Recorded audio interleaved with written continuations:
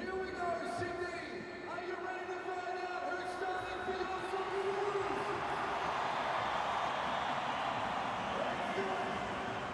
Number 1, Matt Ryan. Number 2, Milos Stepanek. Number 3, Brad Smith. Number 4, Jim Carter.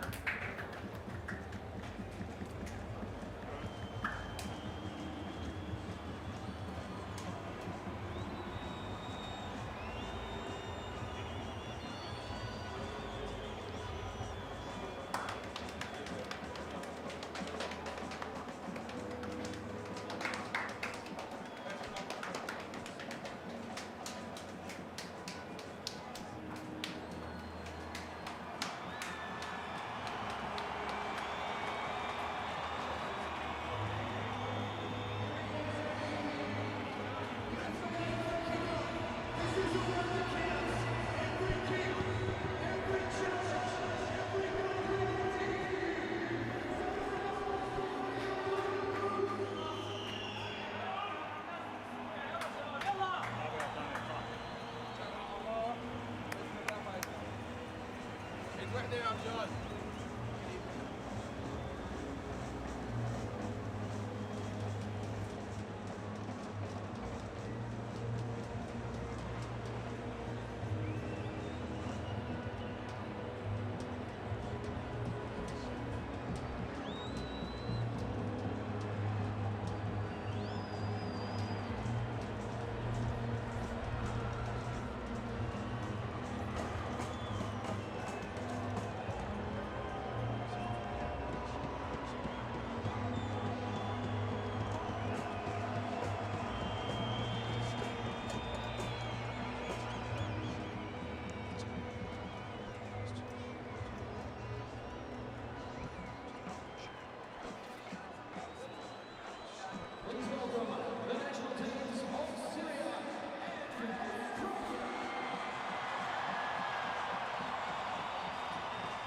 2.5 years and 225 matches later, we have come down to the final game in the Asian zone of the World Cup qualifiers.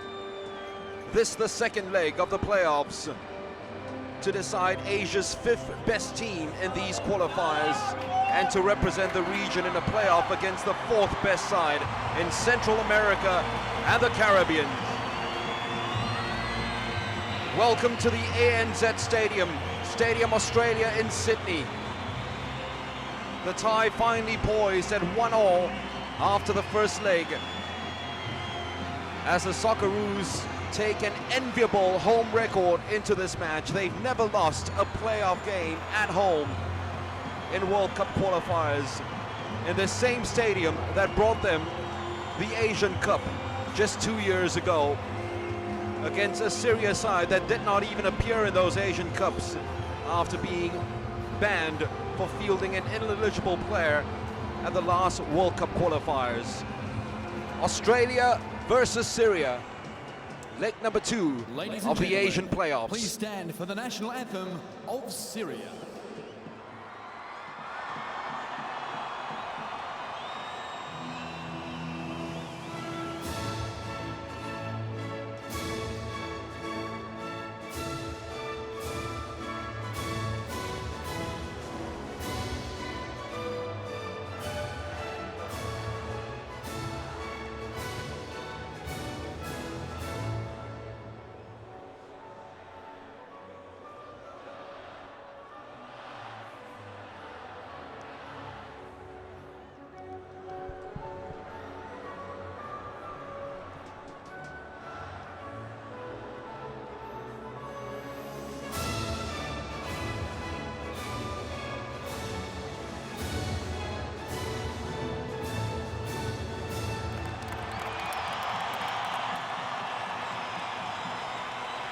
Please remain upstanding for the national anthem of Australia.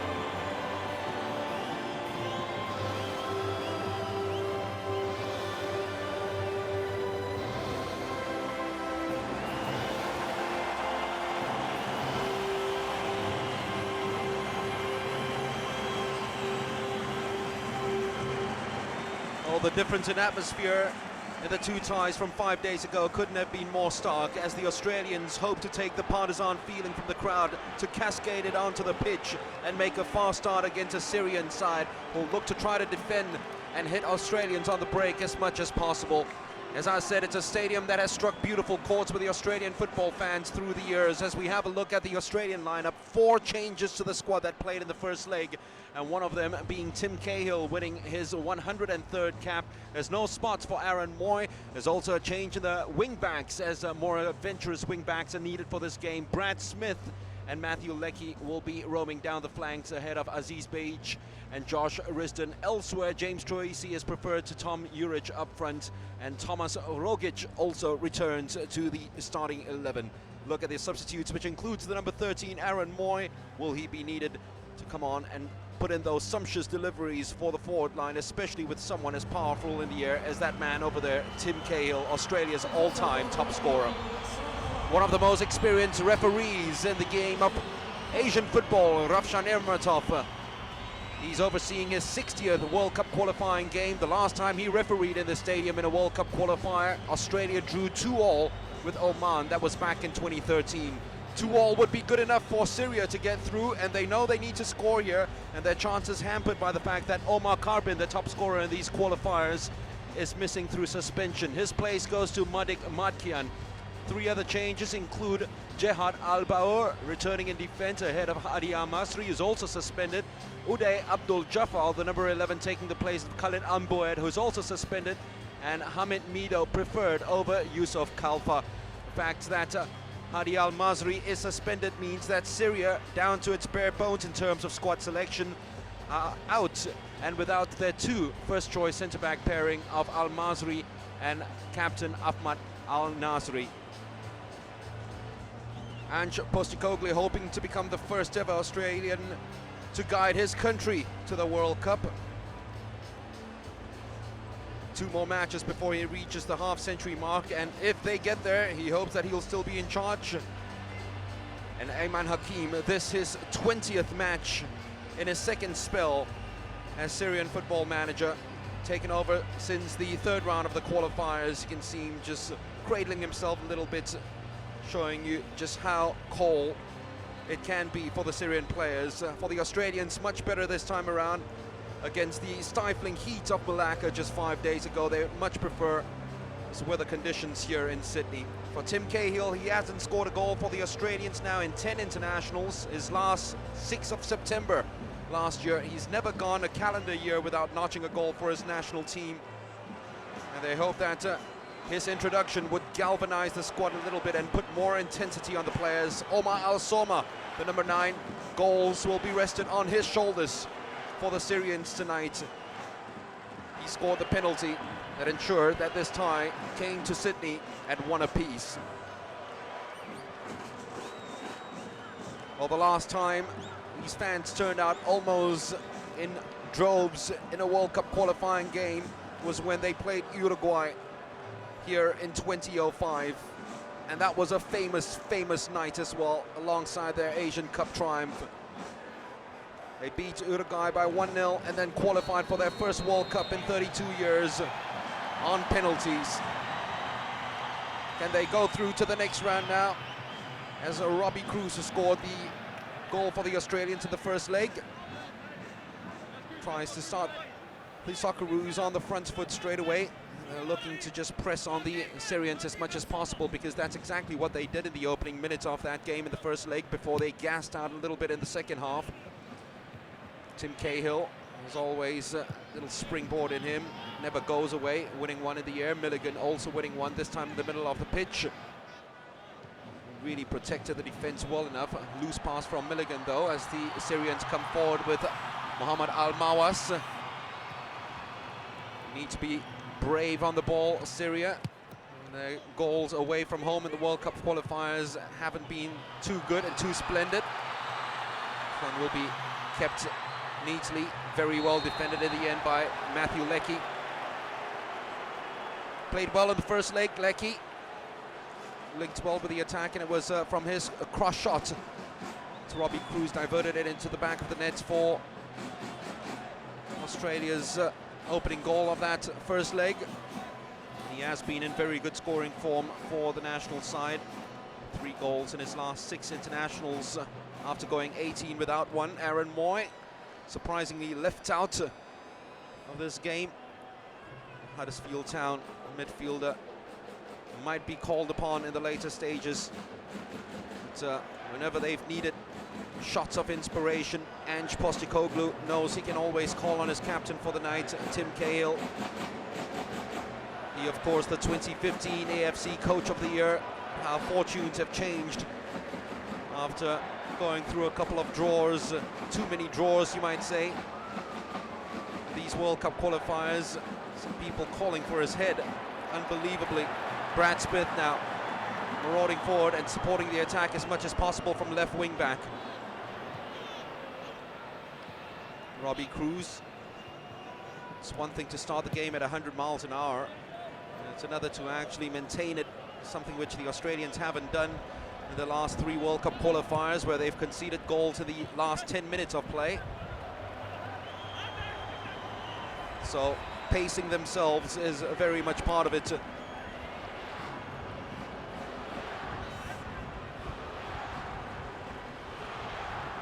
When you talk about contrasting both these teams, and their fans come into this match in contrasting moods. The Syrians just can't believe how far they've come in the World Cup qualifiers.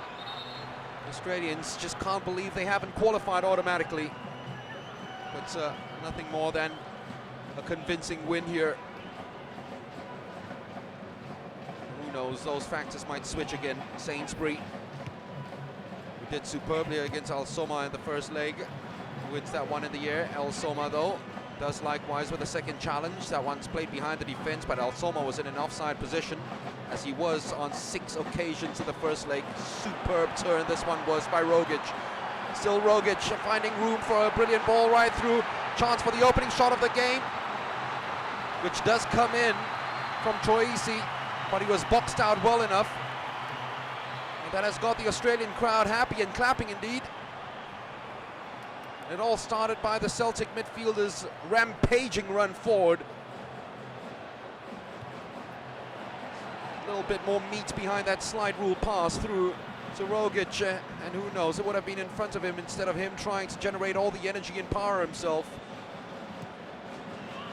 Smith, acres of space in front of him, which he runs onto fortuitously. He's hung that one up in the air forever, and the goalkeeper, well, he was confident enough to let it run. Ibrahim Alma, Brad Smith of Bournemouth, one of 5 players in the Australian side who play in England. He's never scored for his country, but he does produce some deadly deliveries on the run. Much better going forward than he is tracking back and defending. That's a reason why for these home legs he usually gets a starting call-up. Cahill went out of that challenge against Jihad El Baour. Here is Al Soma. It's well read by Matthew Leckie. The moment that he dispatched that header, came running straight forward to win that second ball.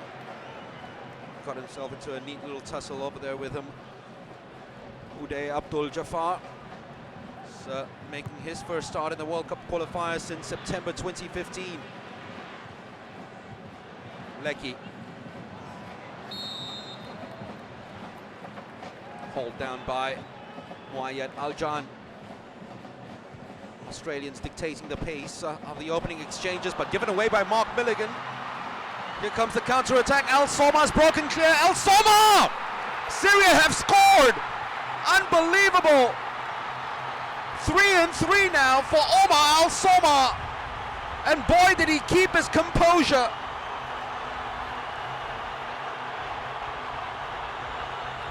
Mark Milligan, who was such a standout performer in the first leg,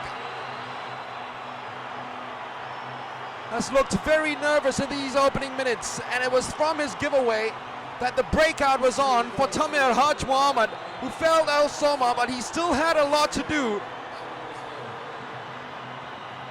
And against one of the best goalkeepers in Asia, Matthew Ryan, he just dispatched that unnervingly.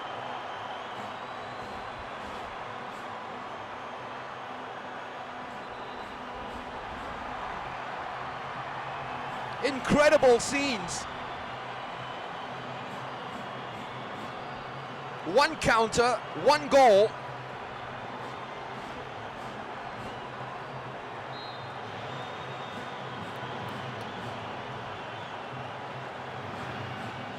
The Australians need to settle now. There definitely is goals in the Australian side, and there's no need to panic in these early stages.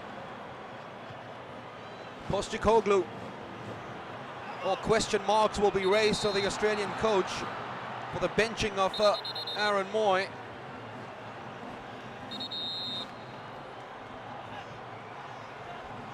Especially with a loose pass like that in midfield. It doesn't look too good for Brad Smith as well. He's called to the bench already to say that something snapped over there.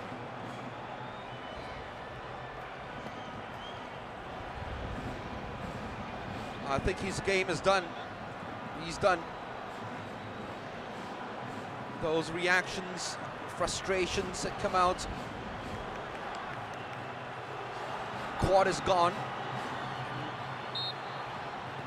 With running and galloping so much part of Brad Smith's game. It'll be a miracle if he comes right back onto the pitch. Here's Matthew Leckie. Cat put right amongst the pigeons now with that strike from Alma Al-Soma.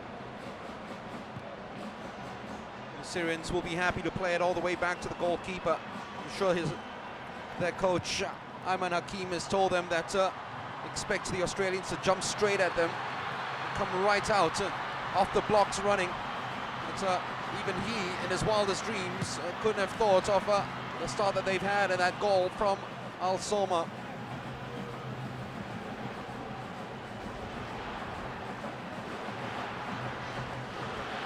Degenek certainly looked a little laborious in trying to chase Al-Soma back to cover for the only goal of the game. Well, it's totally miskicked it. It's not going right for Australia now, and last thing they need with nerves playing such a big part in the opening minute of this game is for the crowd to go against them. Mark Milligan, well, he'll be experienced enough to try to forgive himself for that mistake and try to settle down a lot more. Robbie Cruz wants the ball, goal scorer of the first leg. Trying to make sure that as always runs across the central attacking four, the attacking triumvirates whenever Cruz plays. Brad Smith is running, looks okay again after being gingerly. Then again, the physiotherapist is called to the bench because he has informed them that there's still that slight little bit of pain in his thigh when he makes those sprints. Syrians just diving into any challenge and every challenge. Omar Al-Soma trying to feed that one right through in the middle to Uday Abdul Jafar. Well, we know this boy's got goals in him, Al-Soma. Australians just left him alone. Uday Al-Mawas wide of him. Still Uday. Player wide out on the right. They haven't spotted him though, and that's a very poor pass because wide out on the right, Fahd Yusuf had made himself available and had acres of space in front of him. Well, Aaron Moy hasn't been left out for too long. Takes the place of Brad Smith and force change. There will be a change to the formation as well, with Aaron Moy coming in.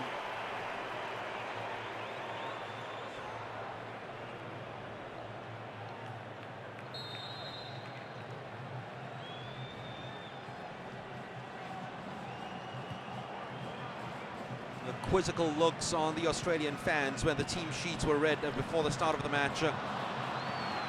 Aaron Moy, two-time Australian Player of the Year, is left out. Well, he's back in again. Lots of players getting a little bit of the slip here in a pitch that was watered just before the start of the game. Much better playing surface than it was at the Hangjabat Stadium. Mayad Ajan just abandoning post for a while to join up with the attack. Yerman. It'll be Robbie Cruz who will be taking Brad Smith's place down the flanks. Degenek, another one of those players who's had a very nervous start to the game. It's a more confident ball to Rogic. They need his lung-bursting runs, box-to-box roll. Just moving forward as much as possible to support the attack, because he is quite a sight when he is in full flow. The thing here is to get him in full flow. Troisi loses out Moy's first time pass, looking for Cahill, who had dropped.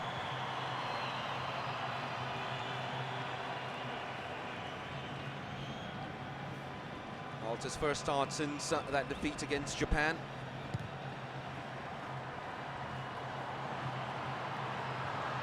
Sainsbury not taking the chance that Al Soma was in an offside position. Moy kept it alive to Rogic. Leckie just ahead of him. Uses Matthew Leckie. Crosses a brilliant one, and here is the equalizer. That man again. Watch out, the corner flag. Is he going to knock it down? No, he's just going to fly right into the arms of his teammates, because that was a sumptuous delivery from the flanks from Matthew Leckie. And Tim Cahill has put the Socceroos right back in it.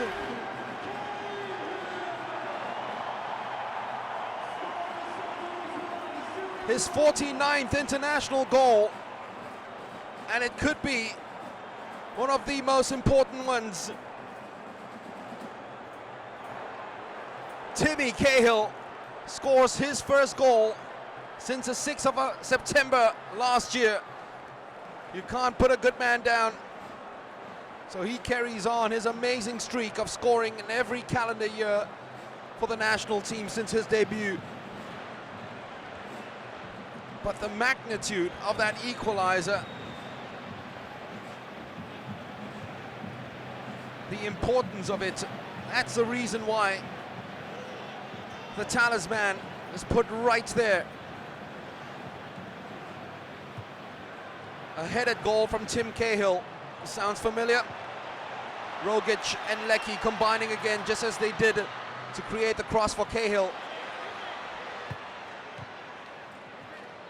El Jaid does well enough to Taj Mohammed. He does the clever thing to play it off to Australians who actually boxed him out.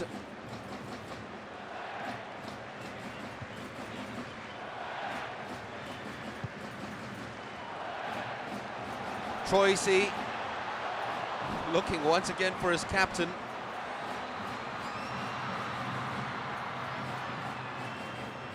And all of a sudden the Australians on the ascendancy, getting their tails right back in this and sniffing more goals now against a Syrian side who must have been rocked, because after scoring that early goal, first thing they do is that they need to concede the equalizer in double quick time, which they did.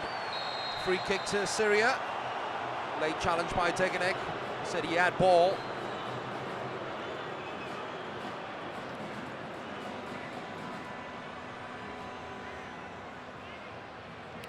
Well, even if he had the ball, quickness of Madikian comes sliding in this day and age. Will always be guilty of giving away a free kick. Australians, of course, as we expected, winning in the possession department, but it's 1-1 on the night itself. The game ends this way. We're going into extra time. Somehow I don't think the game's going to end this way, with a fiery start that we've had.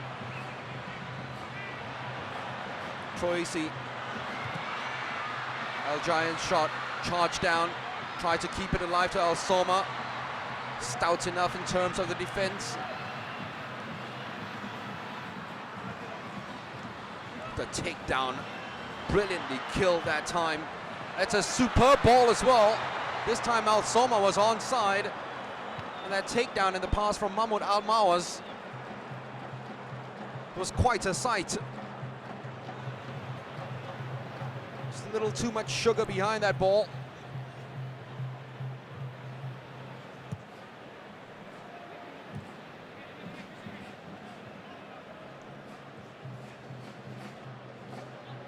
Couldn't have asked for a better start to this game. Syria scoring early from Omar Al-Soma. Tim Cahill with a clap back for Australia. Aaron Moy.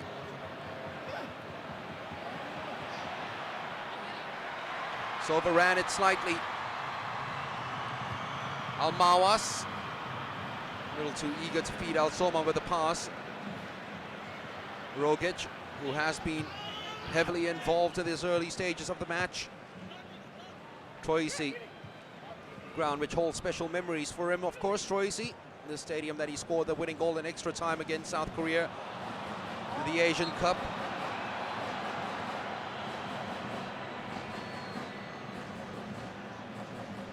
Aaron Moy caught in possession, charging Uday Abdul Jafar. One thing with the Syrians, they do come down at you, and really a lot of their play in these World Cup qualifiers, especially since Ayman's taken over in the third round, it's just been exemplified by the fact that they ensure that always try to make it a 2-on-1 situation in their favor at any given moment, whether they're defending or moving forward. The Australians did likewise in that first leg. 1-1 is the score here tonight, 2-2 on aggregate.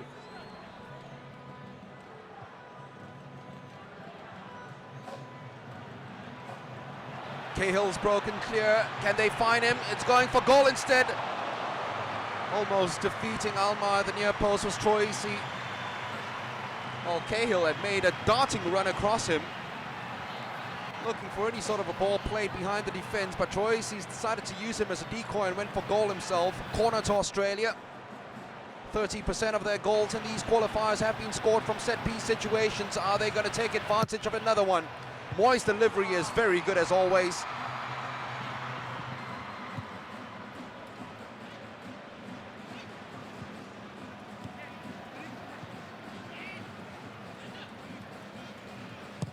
Aaron Moy not wasting any time at all, just whipping one inside the box. The moment he gets Robbie Cruz does the sensible thing, maintain possession.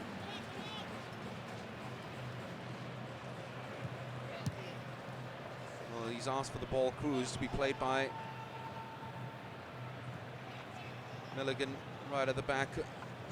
He made a run behind the defense, Syrian defense, which played a very high line in the first leg, only for the Australians to break it down time and again, but Juric never really had the pace to get behind the centre-backs. Fard, turn was good enough as they break once again. Try to attack this reeling Australian defense. No nonsense from Matthew Ryan.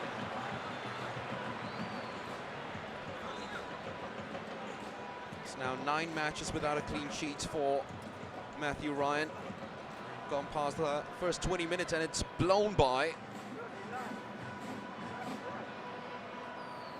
With the fervor these two sides have started this match with.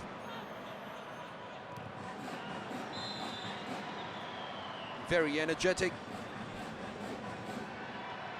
Very captivating.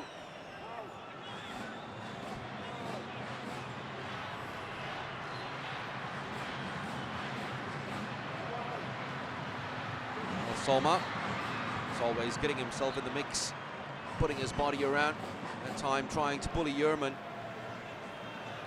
Cruz. Mark Milligan must be as chuffed as anybody else. Cahill scored that goal. Robbie Cruz, Cahill in the box once again asking for the ball to be played back to him, but Cruz was in an offside position. But the axis of the attack once again as the number 23, Tomas Rogic. The Syrians just can't deal with his physicality and his vision.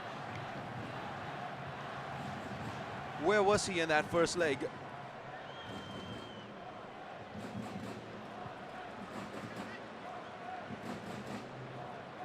huge surprise that Postecoglou left him out of that first leg. Rogic to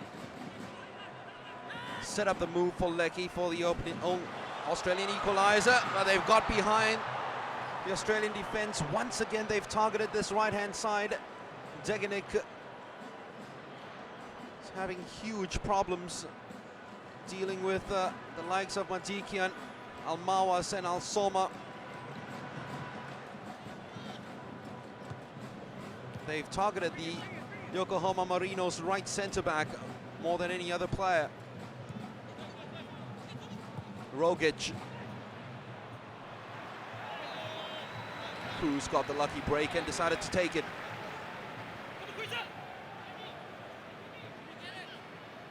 Well, after the electrifying start, which really bounced into the tune of a speed metal song, settled down a little bit now, the game. Both teams to try to trade punches and spar with one another.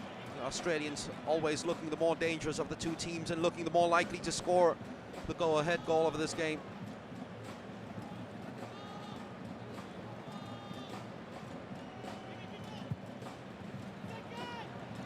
Al-Soma. Sainsbury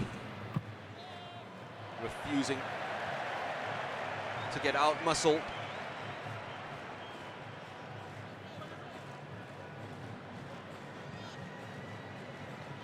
Aaron Moy.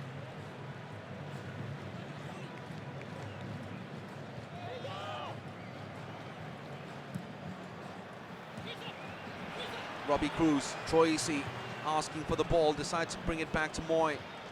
Now Troisi gets the ball, only to be tackled straight away by a splendid challenge being thrown in by Alboa. Matthew Leckie, creator of the equalizer, storming right back from his right wing back's position just to cover up some gaps opening up in the center of the park. Much more composed from the Australians. Troisi, Leckie out wide once again. Not enough juice behind that pass though. Leckie's refusing to give this up. Has he given away a free kick or has he won it? The referee's given it in favor of the Australians, much to the disgust of Ayman Hakim. He thought that it should have been called for Syria for that little tug by Leckie on Moayad.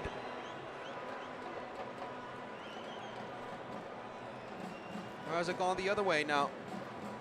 Well, Leckie's got a yellow card for that. So it should have gone Syria's way, that free kick, and now it has. And Ayman will be given a talking to.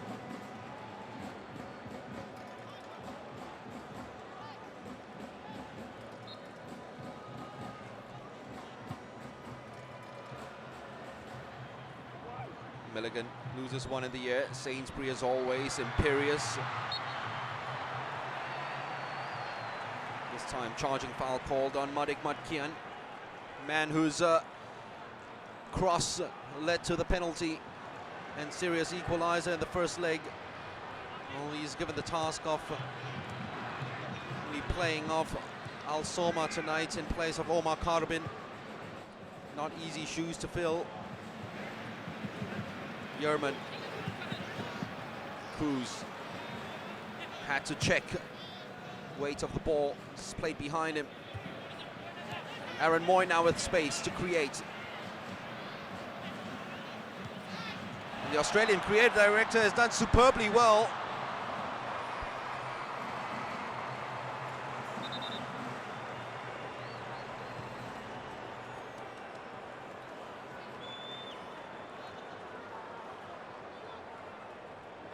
Syrians every right to feel aggrieved by that decision. It came off Rogic's other foot, but Australia have won this corner. Convincing punch out by Alma.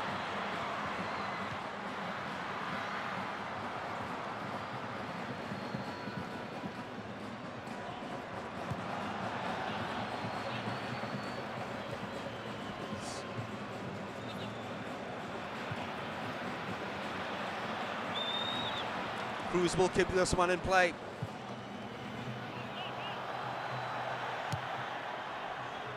Just about kept in play for Moy.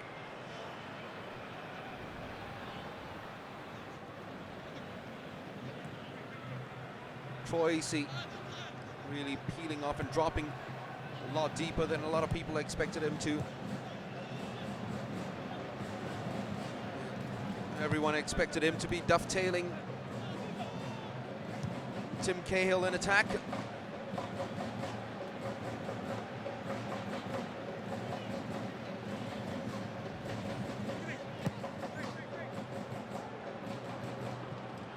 Cruz. Cahill in the box, screaming and asking for the ball. Aaron Moy. A run is rampaging. Cahill! Syria got lucky.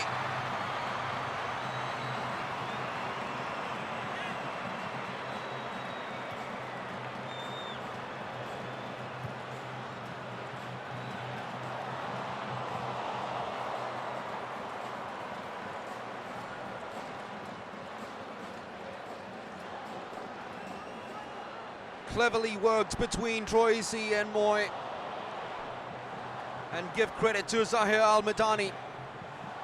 The defensive midfielder turned centre-back because of the missing defenders. Got right in the mix and right in front of Cahill.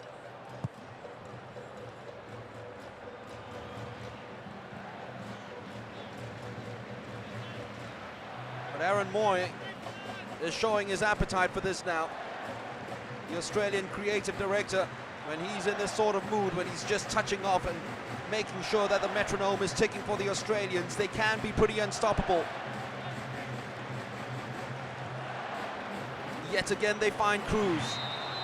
Yet again he's offside.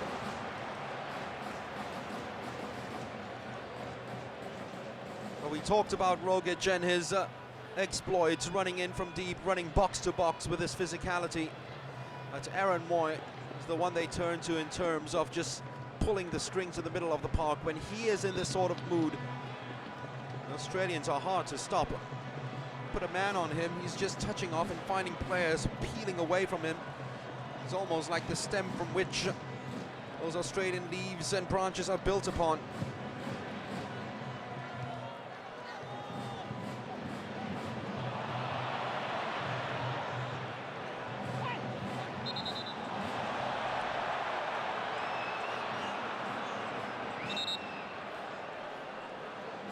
Syrians have kept up their bargain in terms of the ferocity of their challenges, being combative in the middle of the park. Finding this referee, though, at least not to their disliking, not to their liking in terms of whistles called, but he's done a good job so far. Those have been fouls against the Australians. Leckie once again. Still Matthew Leckie. Leckie!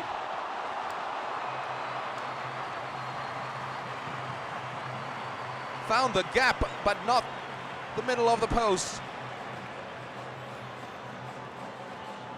Well, they've concentrated their attacks in the last 10 minutes down the left-hand side with Robbie Cruz, but the moment it goes down this right-hand side, Matthew Leckie has shown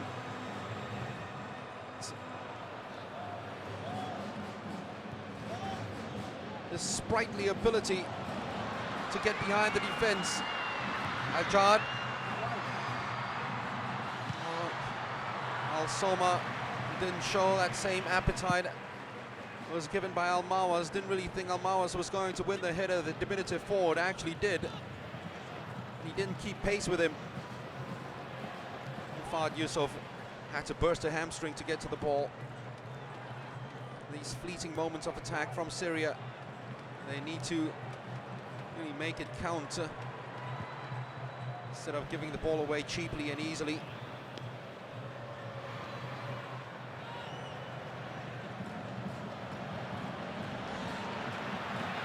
Nervous moments as Ibrahim Alma had to come and cover.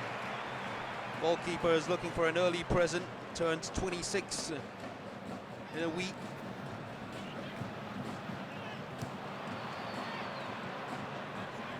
Now there's some space opening up for the Assyrians. Try to take advantage of Fahd Yusuf, though, gives the ball away cheaply yet again.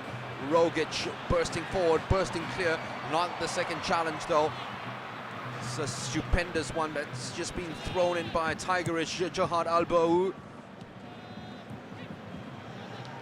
Milligan will settle much better after those nervous opening minutes. Moy, once again that touch pass, delightful. Cahill.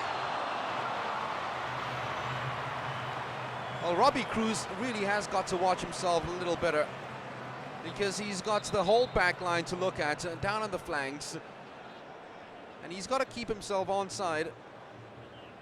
There we go. Well, that was onside. It was a poor decision in the end by the assistant referee. It certainly wasn't Tim Cahill. The moment Cruz touched the ball, that's when the flag went up, but it shouldn't have gone up. He was in an onside position, but a couple of times already he has been caught on the wrong side of offside.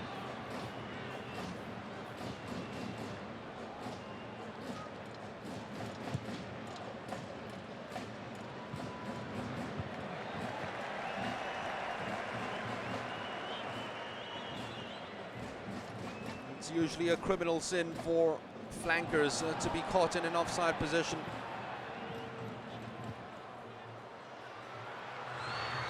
Almawas versus Yerman. There's always going to be one winner.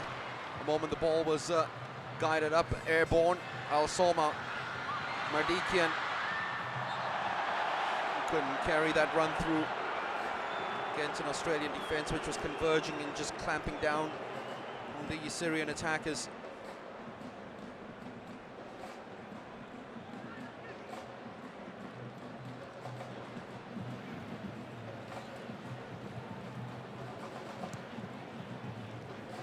Well, the Australians haven't lost a playoff match at home.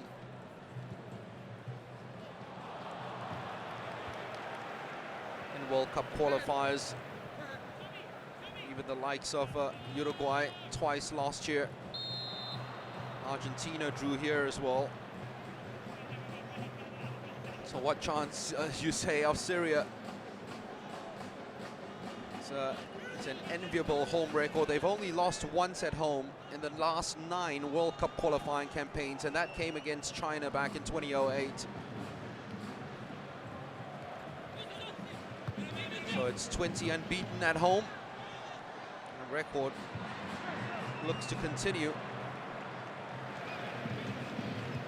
the way they've started this match, aside from that goal, which was born really out of carelessness in the middle of the park from Mark Milligan. Rogic, Leckie, Cahill, Troisi, and recently Aaron Moy. They found it so hard to deal with them.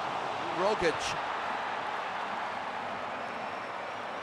almost true to form and word, slapped it into the back of the net. He was waiting for the ball to sit, but while doing that, showed great upper body strength, and then that uncanny ability to spot. Great awareness from Tom Jorgic.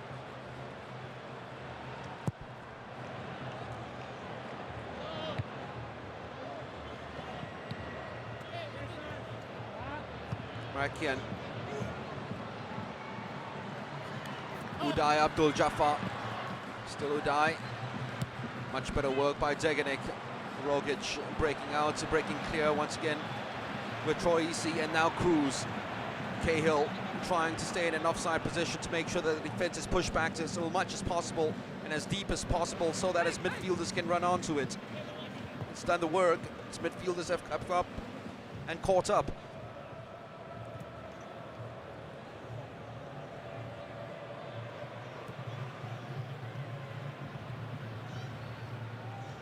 Milos Deganek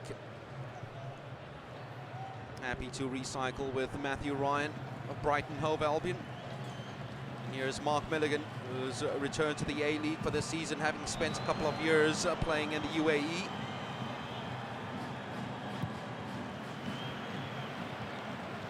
The outlet, Robbie Cruz, yet again. This time he can't believe it's a ball wasn't given the Socceroos way. Robbie Cruz was very vocal after the first leg. the penalty award.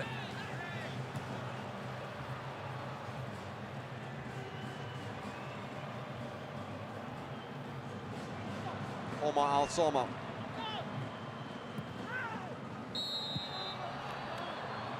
Well, it's unnecessary from Yerman. Al-Soma was not going anywhere. The last thing you need to actually put the ball down and give them an opportunity to regroup, get themselves organized and get themselves well fitted for the next offensive approach.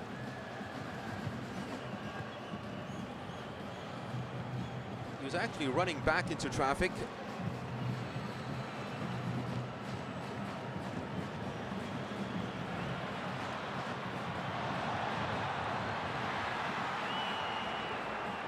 Lecky. Intelligent touch from Lecky. Didn't take that one down cleanly, but took it down to exactly where he was going to turn to. Here's Milligan now. Cruz once again, loads of space on the outside if they intend to use him, which Yerman does. Rogic side by side with him, looking for the square pass. Troisi apologizes for that pass, which is trying to pierce right through and eviscerate that Syrian defense, which can be watertight at times. 2 early goals, 1 apiece. Lecky to Rogic. Yet again, they can't keep pace with him. Tom Rogic. Elbow. With that headed clearance, Cruz, Troisi. Just Cahill in the penalty box, lurking and waiting to pounce.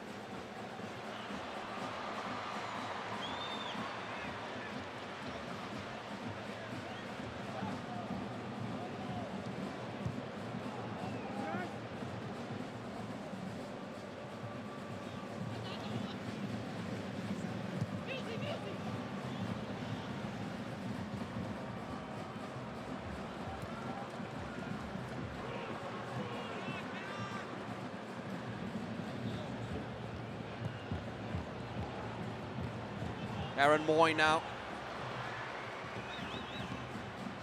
Just Lecky on the outside, uses him, a rare loose touch by Lecky. See what Moy was trying to do, the unpredictable routes inside to Troisi. It's headed away. And once again, the out ball only finding Omar Soma. He's made himself enough of a nuisance to ensure that Australia give the ball away. Madikian, still Madikian. Couldn't get the run around Lecky.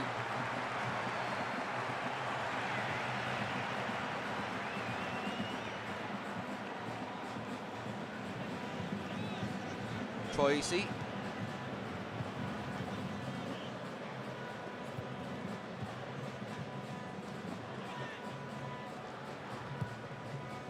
Five minutes remaining off the first half.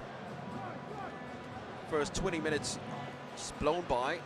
The last 20. It's really a case of Australia increasing on their possession stats and trying to lay siege on this Syrian backline, which for the moment has stayed organized and tight enough. Troisi, Robbie Cruz. Well, the crowd wanted him to have a thumper. Instead, he went for the lob inside the penalty box and found a Syrian head. You've got to be really patient. Syria with a come get us policy. And a ball out to Soma with a get out of jail policy at any given time. Here is that opportunity for the counter-attack now. Milligan will be the second player booked after Matthew Lecky. This time on the hard-working Madikian.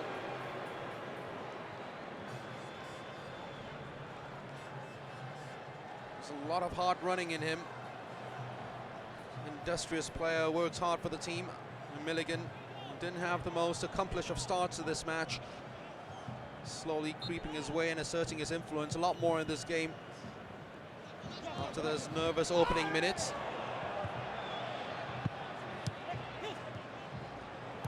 Rogic Once again, that's ball to Lecky. It says, run for it, mate.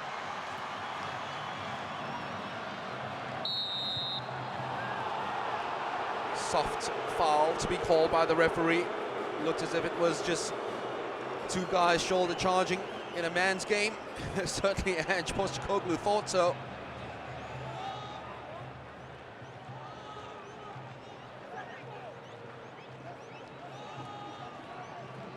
Moment you put that body aside and divert a player away from the ball. That's what usually happens in the modern game.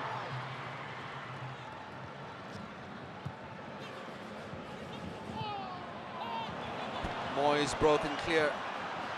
Well, he's allowed the ball to bounce, and that really took all the impetus of the attack away.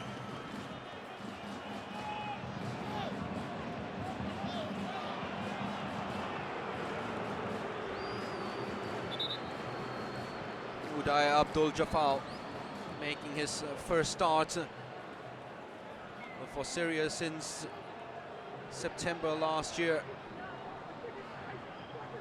Was left out of the third round of qualifiers as Postecoglou has a look through now. As I said, some sections of the Australian supporters calling for his head, despite the fact that he won them the 2015 Asian Cup. 7 of his 11 draws accrued as Australian manager came in his last 13 matches. So these Australian crowds are certainly sick and tired of seeing their team failing to pick up 3 points. But most of their business in World Cup qualifiers is always done at home. This year, the 10th home game in the World Cup qualifiers. In the previous 9, only Japan have escaped from Australia without a defeat.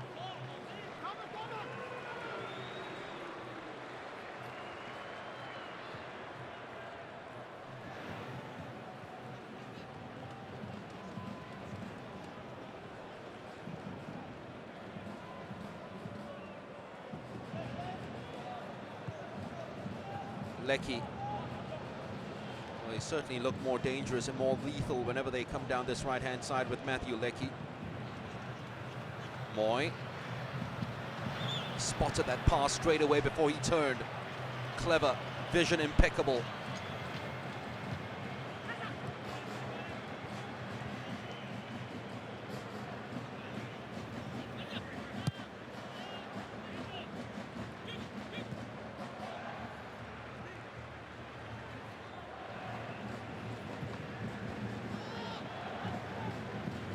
Matthew Yearman to Aaron Moy.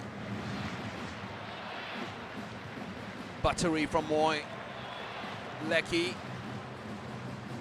Subtle enough. Defending stout though by Fahad. Very strong in that challenge. So too was Yearman in winning the ball back a minute at a time in that first half. Can Australia score late to this first half? Was that a penalty? Troisi's called for it. The crowd wanted it just as much. The referee, though, who was just a yard away from where it happened, said it was accidental. Certainly did touch the hand of the Syrian defender.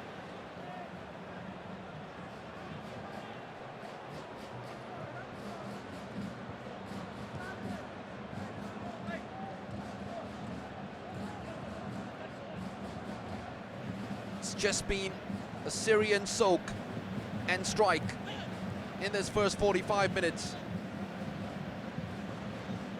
And in the last 23, the second half of this first half, they have just been soaking.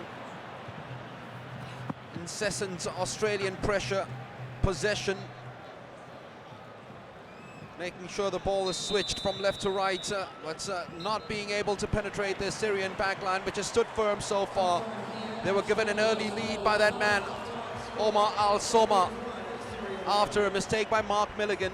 But the veteran of the side and the captain of the night, Tim Cahill, with a clapback, responded with his 49th international goal and his first in over a year for an all-important equalizer, which brings this game at the half at 1-1 and 2-2 on aggregate.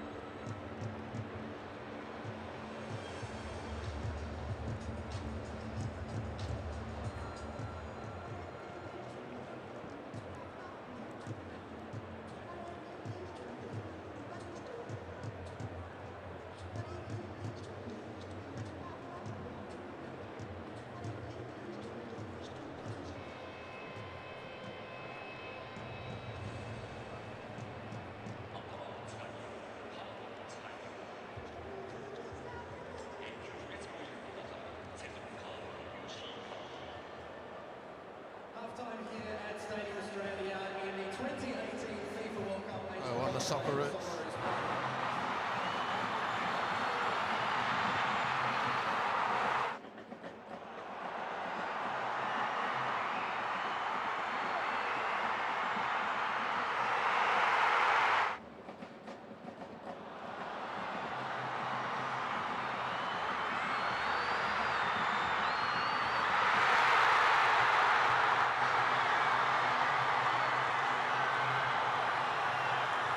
Dealt with it well. Knitting in ahead of Tamahash Mohammed. Down the line by Rogic. Lecky goes for a side. Great ball. Cahill, goal! 1-1. Cometh the hour, cometh the man. International goal.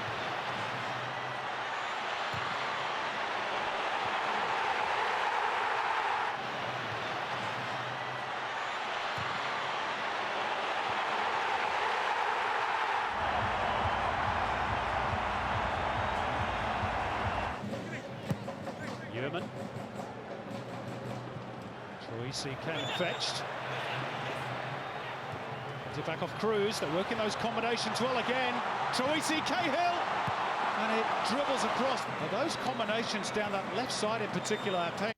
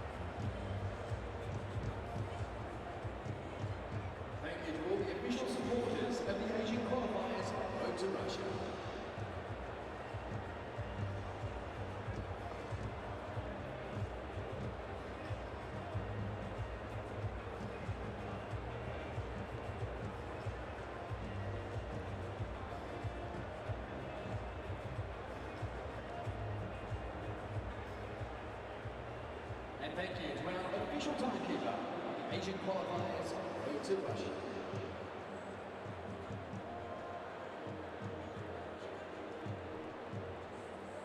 Spectators must not enter or attempt to enter the field of play or playing arena without lawful authority. Any person who does not comply with this spectator code of behaviour or who otherwise causes a disturbance may be evicted from the venue and may be banned from attending matches.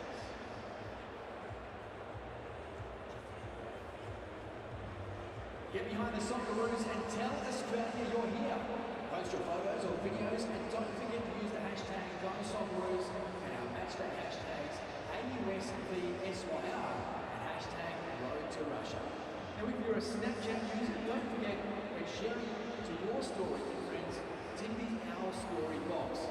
There's a few filters you can choose from and the best snaps will be featured across Australia on Snapchat tonight. Don't forget to head to the merchandise outlet and grab the latest Socceroos gear. We have jerseys, scarves, headwear, footballs, and the whole lot more.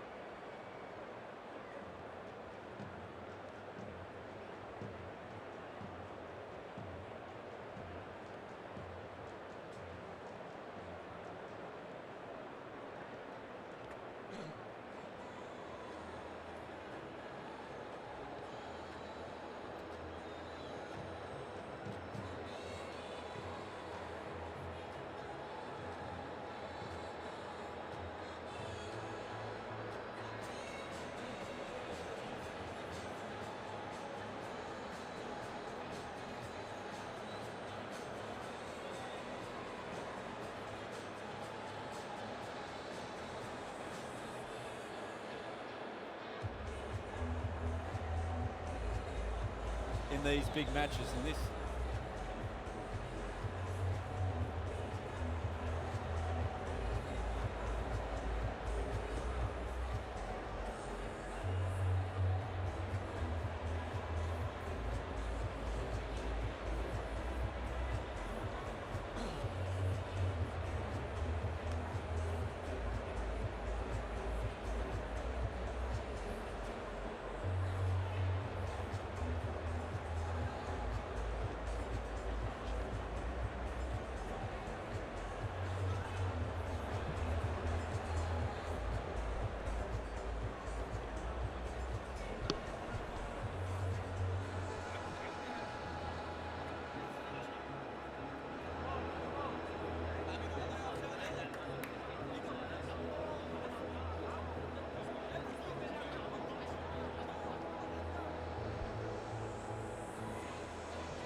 Second half about to get underway here at Stadium Australia. Can you please welcome back out onto the pitch, Syria and your Socceroos!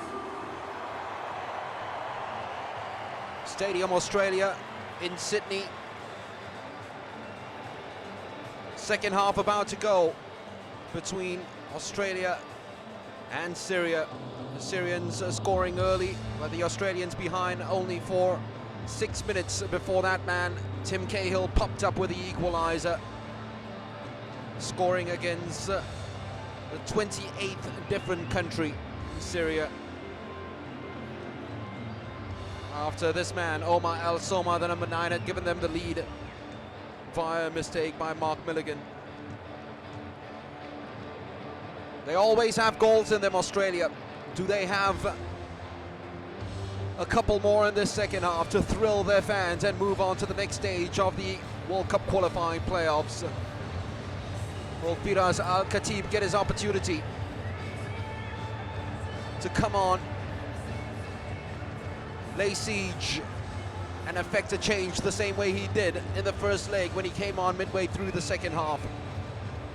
Well, they have some defending to do. They've got to be a little stronger in the challenge and more combative against Rogic. who certainly was supreme and so strong in the first 45 minutes. He and Moy played superbly at the heart of midfield.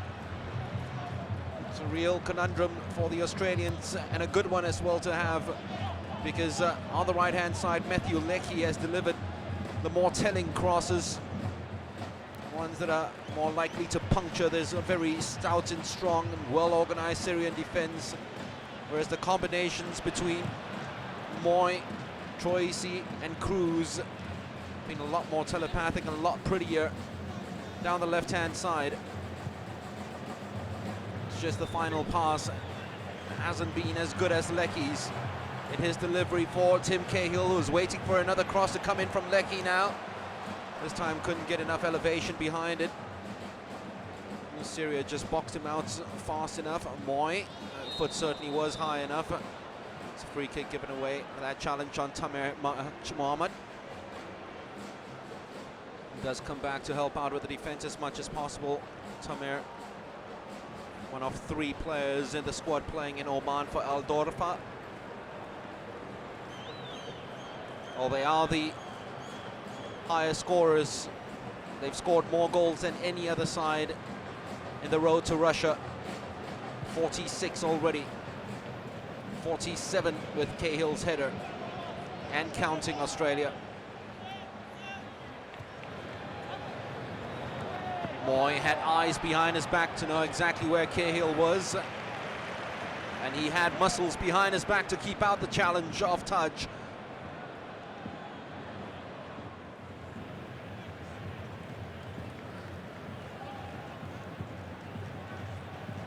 Deganek to Milligan, 2 players who've settled a lot better after the first 10 minutes, after a very nervy opening to the game for them.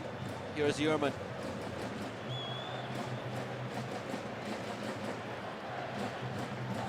It's going to be a free kick, surely.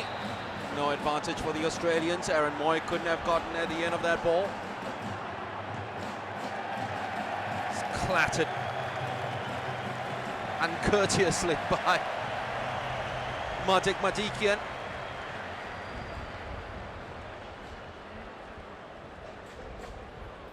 Well, it was overzealousness more than maliciousness in trying to get to that ball. That's his first Syrian booked in this game. Rogic, once again, upper body strength, really good. Shielded the ball well enough and won a free kick. They just cannot and do not know how to get the ball off the number 23.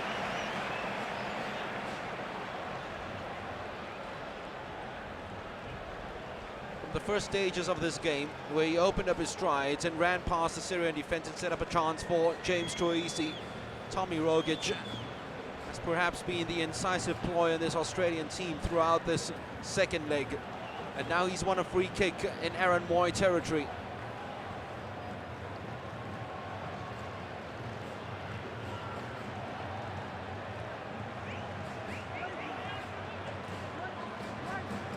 Moy hasn't scored for Australia since scoring in this stadium in a match against Jordan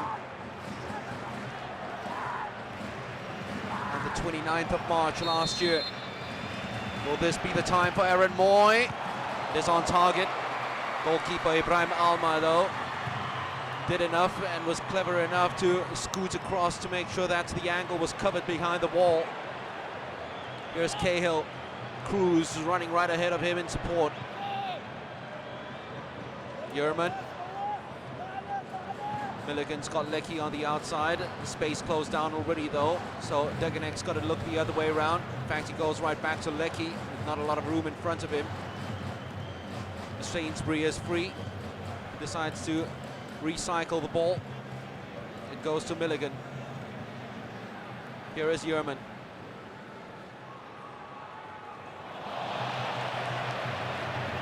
Shimmy shake. 2 Syrian players defeated. Not the best of passes, though, by his fellow centre-back, Deganek. It's easily read by the Syrians. Fluidity of the Australians sometimes can be eye-catching, but at times, moments that they are less mobile up front, and the moment that they have less movement up front, especially players just peeling away across to make those slashing runs across those Syrian midfielders, that's when they suffer a little bit, and they've got to play the ball all the way back to their defenders and goalkeeper. Yerman. Rogic. Ball lost, came off Afad Youssef. No offside from the throws. Robbie Cruz is all right for this one. Not the best of throws though.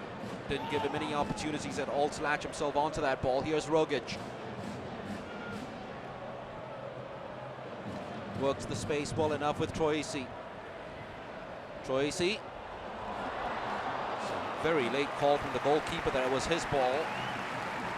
And Zahir Al-Midani took no chances. The combination of Al-Midani and Al-Bawa ensured that Australia couldn't pierce anything past the Syrian backline. Moy. Surely referee's going to call it back for a free kick. No, he isn't. Aaron Moy thought he was clipped. The referee thought otherwise. Mark Milligan now with space to operate and create. Rogic.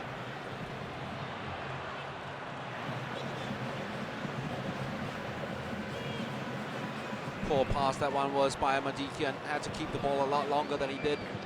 Al-Mawas will come chasing back to stop the threat of Aaron Moy. Robbie Cruz. A little too low with the cross, and Cahill certainly was leading into his opponent. Fangs have been bared by the Australians in the second half. They're trying to take it by the scruff of the neck, the likes of Aaron Moy and gang. They have been dominating proceedings in the middle of the park since he's been on. Now to make sure the defense as safe as possible. Oh, they dwelled with danger and played around too long. Somehow got away with it.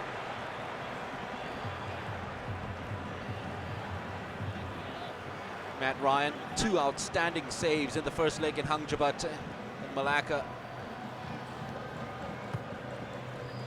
Especially one flying one, I remember, from the left fullback Muayyad Ajan after Syria had clinched the equalizer.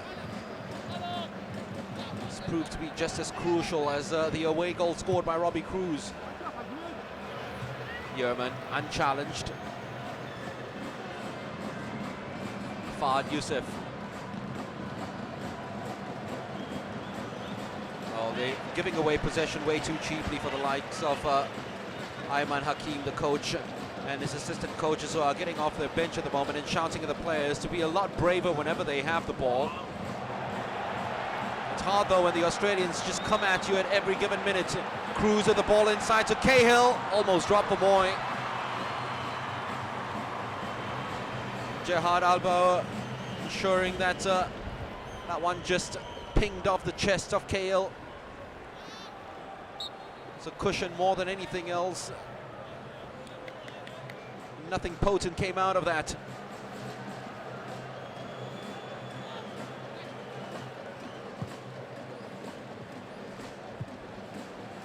Al Soma. Still Al Soma. Al-Mawas trying to get himself onside, and because of that, the ball's diverted away to the right-hand side. Yerman had to win that header with Al-Mawas just behind him. Lecky trying to use the pace to get around the back line. Good pressing this from the Australians, very good pressing indeed.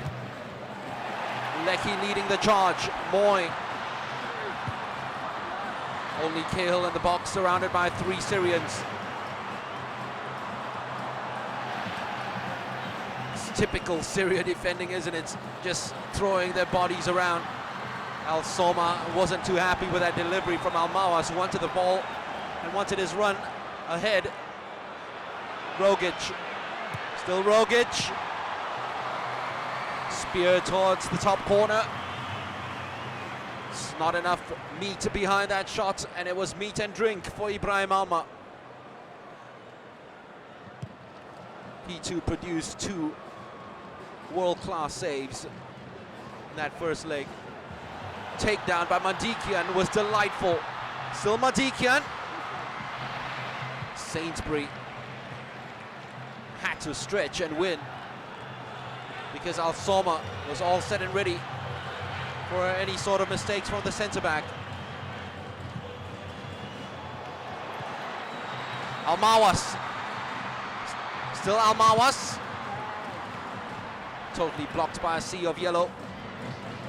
Fahd Yusuf has had so little time to come forward and support the attack of the right full-back. Madikian will keep this in play. Madikian goes for goal. That really shocked the goalkeeper, Matthew Ryan, more than anything else, because everyone expected the cross to come in. Was on target. Ryan was alert enough to ensure that it didn't beat him in his near post.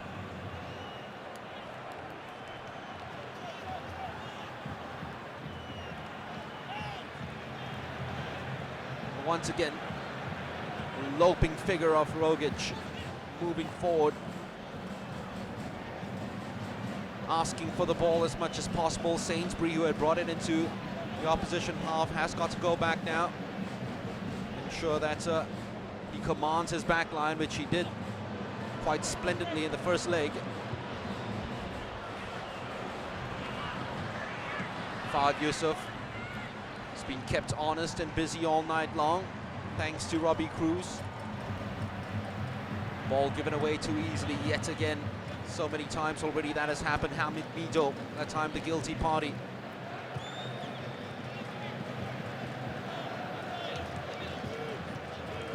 Troisi.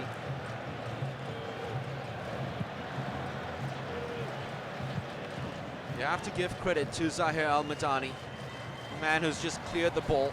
Second game in a row, he's been tasked to captain the side, playing in a centre-back's role, which he's very unfamiliar with. But he stood up strong against Juric in the first leg. Here against Cahill in the second leg. It's Firas Al-Khatib time.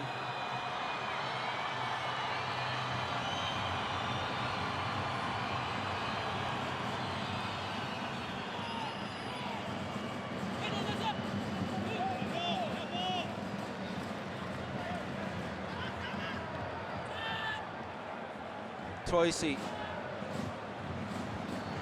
Cruz, who's seen a lot of ball in this match.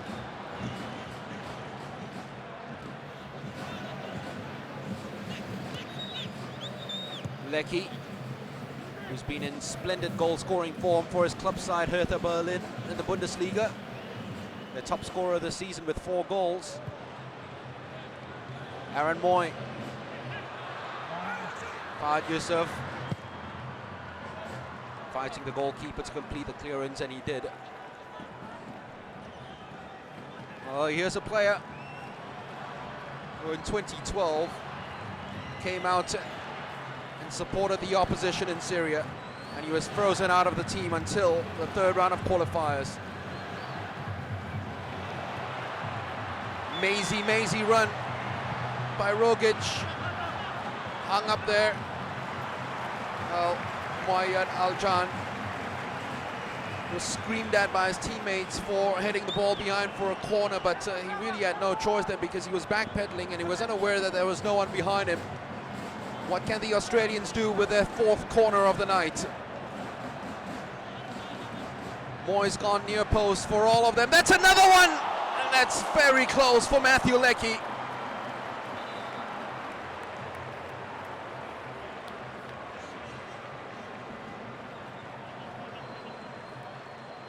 So much whip and curl behind that corner that Lecky just had to glance instead of generating his very own power with his neck muscles.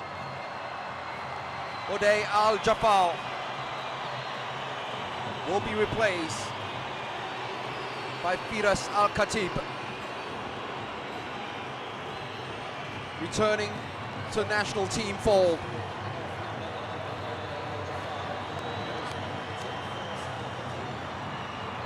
Something very old-fashioned about this player, this 34-year-old, winning his 59th cap. His directness, even right down to the way he conducts himself on the pitch. He pulls up his shorts every now and again. You'll be forgiven for believing this is the 1978 World Cup qualifier instead of a 2018 one. Here he is, Firas Al-Khatib. As I said, direct as you'd get. Madikian, Al-Soma, Madikian! Scuffed. Easy pickings and gatherings for Matthew Ryan. Cruz wanted a free kick and he got a belated flag. A very belated flag. Al-Mawas wasn't too happy with the assistant referee's decision. So far the officials have got all their calls right, and that one was a clip on the ankles of Cruz.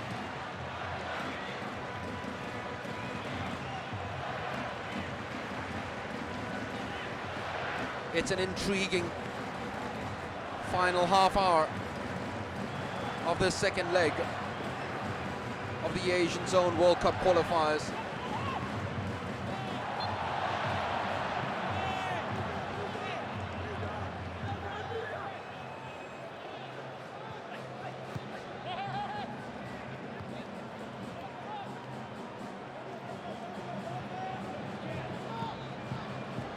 Moy, once again, Lecky found himself free, but having to backpedal might not be such an advantageous position now to hurt. Rogic offside, Cahill once he gets involved.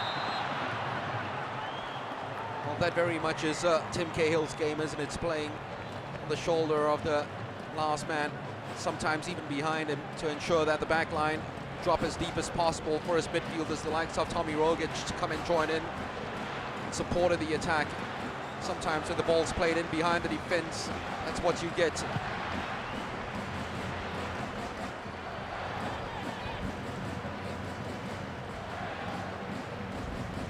Al-Muad, clever.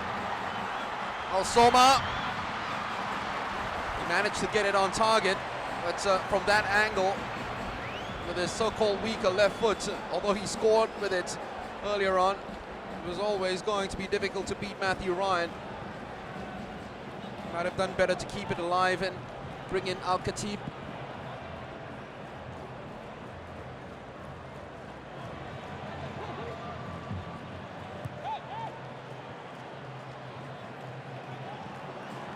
Troisi weaves his way around to find the angle for the cross. It drops for Aaron Moy. Rogic, tell you what, if that had gone through, Moy would have been through on goal, unprotected.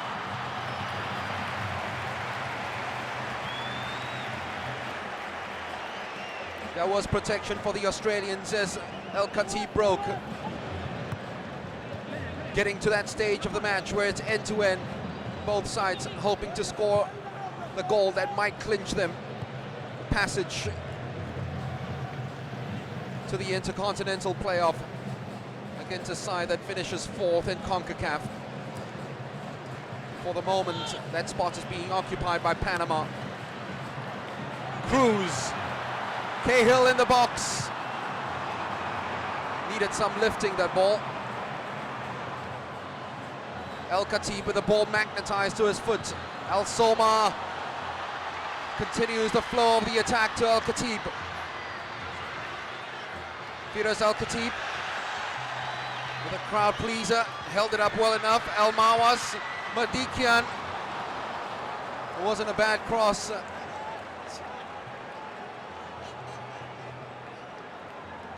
wasn't to that corridor of doubt, but Al-Soma certainly isn't a player with that pace to run in behind the defense and go flying at those balls. Much better from Syria, though, is coming out of their shell and showing some attacking nous of their own. Well, what's he got on the bench? Tom Juric. If he needs some firepower up front, he's probably played all his cards already, especially with Omar Karbin out injured, or out suspended, I should say. Australia give the ball away. Too close to Matthew Ryan.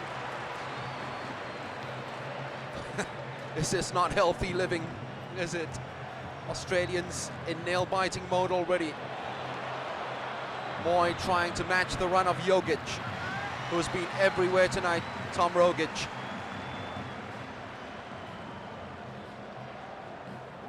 Aaron Moy.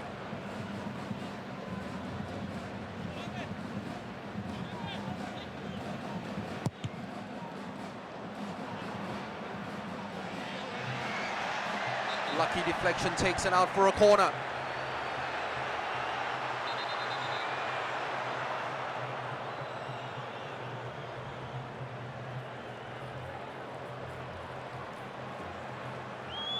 Well, this is when the Australians need the crowd to just be stomping their feet and clapping them on and trying to draw the ball and suck the ball into the Syrian net.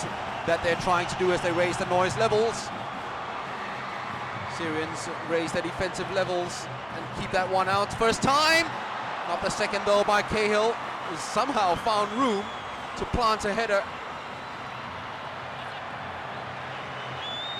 Aaron Moy. Brave defending by the Syrians. Matthew Ryan had to connect. He had to. Took the chance, the Brighton and Hove Albion custodian.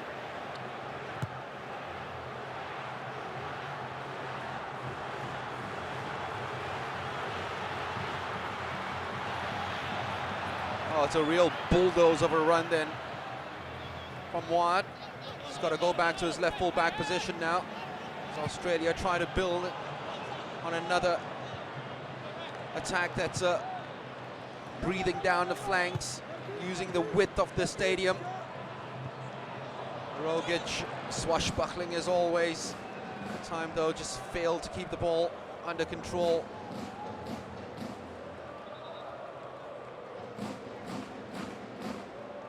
It's a little dink. Cahill gamble. That very much is a player with all the experience and a poacher's instinct, isn't it? Right place, right time. Milligan.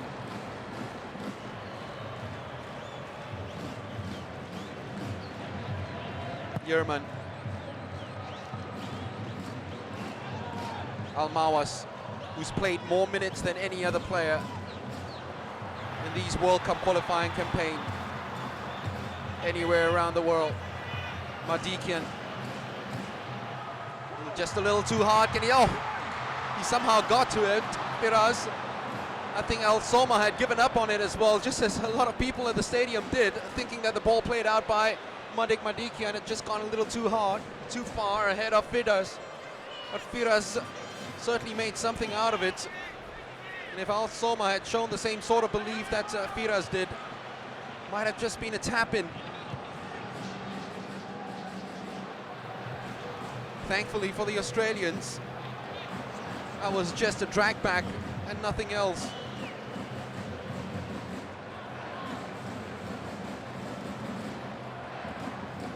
Rogic, Moy. What a ball that was to Lecky. Rogic!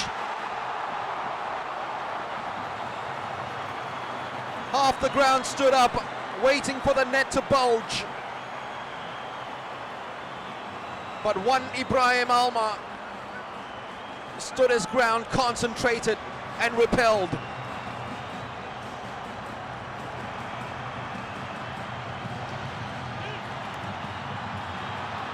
Rogic once again makes room for the shot, just wide.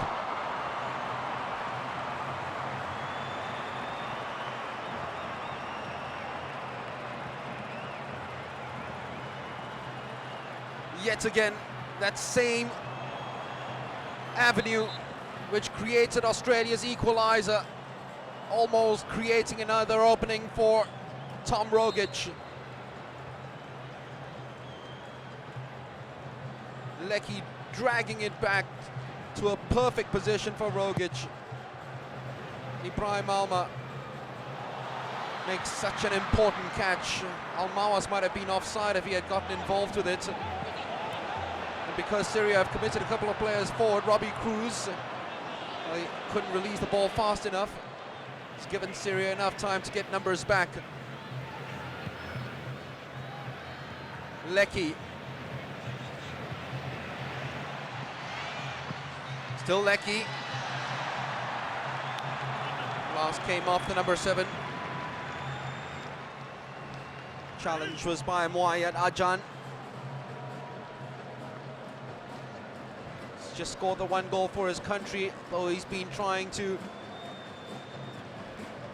move forward as much as possible in the second half. He's always got to watch the runs of Matthew Lecky. Whenever he turns on the afterburners on Matthew Lecky, it's not the quickest when it comes to the first few meters acceleration. The moment he's in stride, it's so hard to shake off.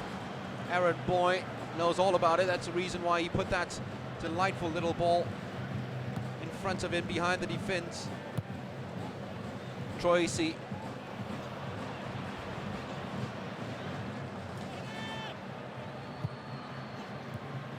Poor pass to Firas. Easily picked up by Milligan. Robbie Cruz has got Tim Cahill and Aaron Moy in the penalty box, just behind Cahill, and Muayyad puts it further behind him to Troisi.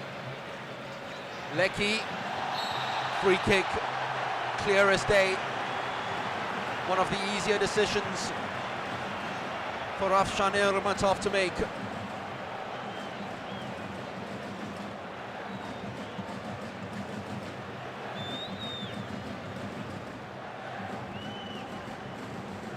Sometimes yellow cards dished out for those two-footed challenges. This time though, Hamid Mido gets away with it. Firas El Khatib has told the bench that that might be game over for Mido. Nikita Rukavica. Substitution for the Socceroos coming off number 14, James Troisi.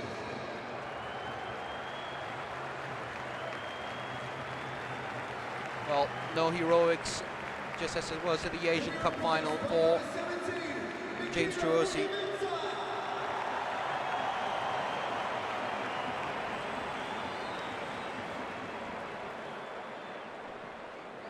Kita Rukavica.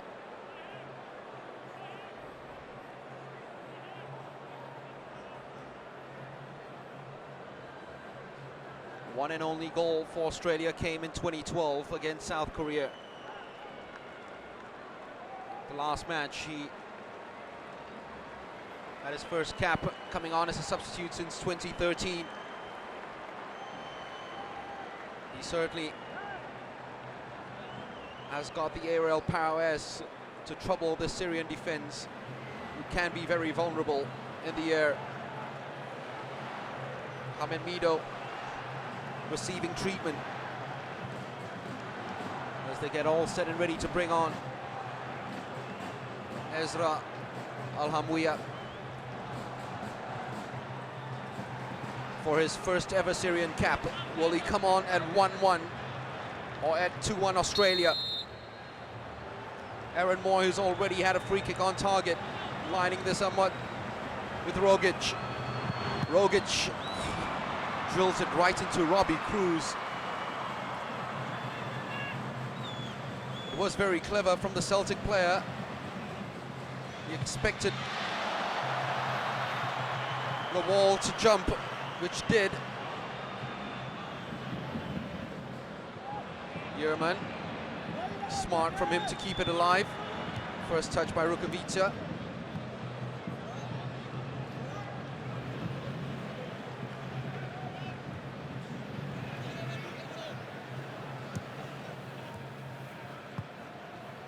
Moy and Lecky combining once again.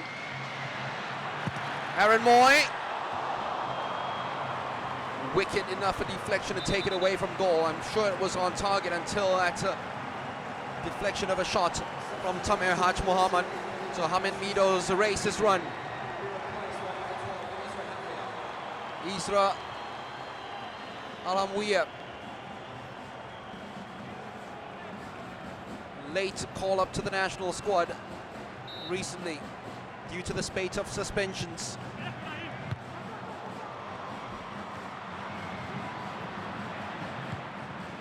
His first job is to just blast it away. Anywhere would do for the 26-year-old winning his first cap. He plays in Bahrain, has already got 4 goals this season, but I'm sure preventing goals is top of the list of Ayman Hakim as we approach the final 15 minutes. They call this Syria time in the World Cup qualifiers. 36% of their goals have come at this stage. And for the Australians, they have to watch and keep their discipline. As we mentioned earlier, last 3 World Cup qualifying games, they've conceded goals in final 10 minutes of matches. This one's aimed at Rukovica. Oh, we could see what he was trying to do. Lay it on the plate for Cahill. Al-Khatib happy enough to run into a channel to win a throw off Aaron Moy because there was no one running up front ahead of him. Everyone busy trying to organize and keep themselves.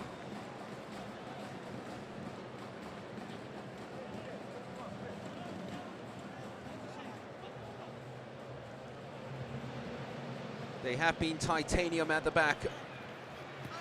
Not bulletproof, but certainly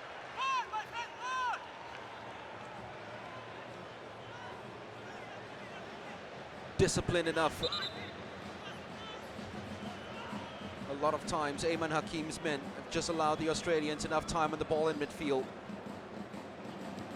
allowing them to play their possession game happily.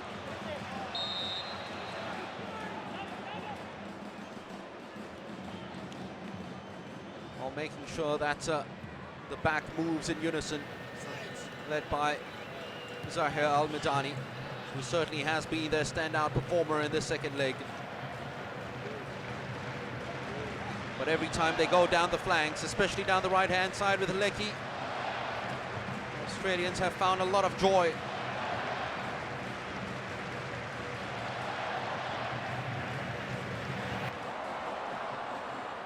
They almost found some luck with that slip-up from Muayyad Ajan. Syria indebted to this man, Ibrahim Amar, for keeping them alive in the second half. 2 really good saves. It's a real up and under of a clearance, asking Al Soma to try to attack it. Uses towering qualities to keep that move alive. Sainsbury. Rogic, Moy, ball magnetized at the right foot of Aaron Moy. Panic stretching out of the back by Jihad Alboa. First time that we've seen them desperately, not the first time we've seen them desperately just flinging their bodies around, keeping out and trying to repel an Australian attack. Lecky has found himself free yet again. Moy doesn't find him. Firas Al-Khatib, still Firas. He's run himself into traffic, Firas. Somehow still keeps possession of the ball.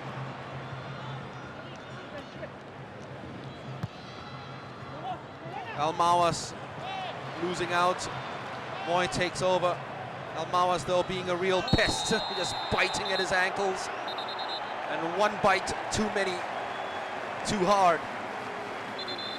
Yellow for Al-Mawas.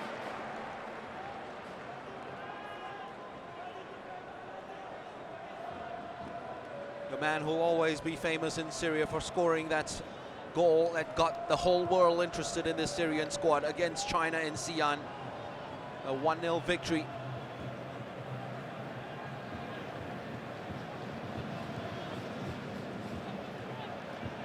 Lecky.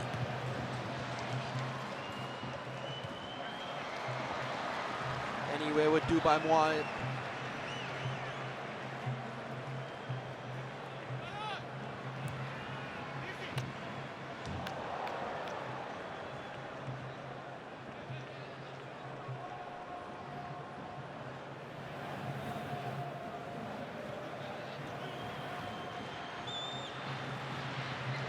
Moy trying to free himself and find himself some room and angle for the cross. In the end, solid enough defending by the ever-reliable Tamer Haj Mohammed. Ladies and gentlemen, thank you for your attendance at Stadium Australia tonight. Final crowd, 42,136. 10 minutes remaining, 42,136. Stadium slightly more than half filled.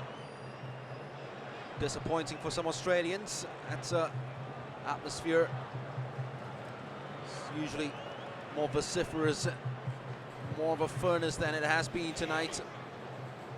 I guess nerves come into play as well. Doubts creeping in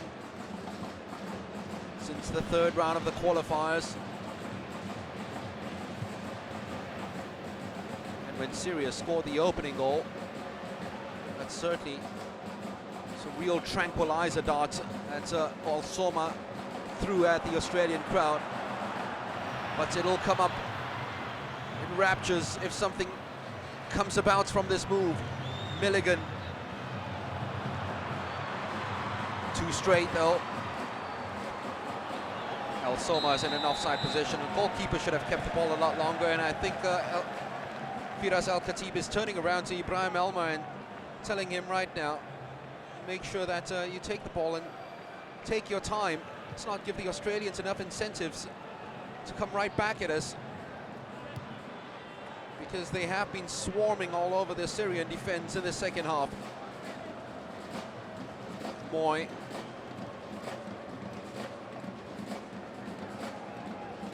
Yerman took two to take the ball off Cahill.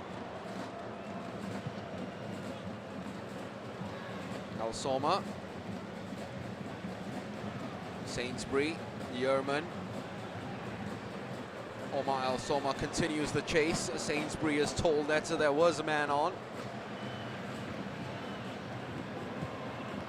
Not the best of passes by Matthew Leckie, probably the worst pass that he's hit tonight.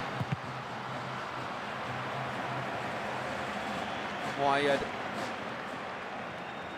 thought that he had won the throw, but the last came off the number 3 from Syria after the industry of Aaron Moy rescued what was a very poor pass out. Trent Sainsbury. Yerman. Cruz. Rukavica. To pull across from Nikita Rukavica.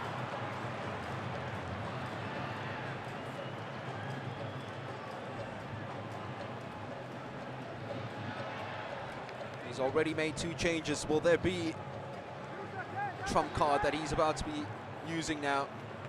Ange Postecoglou.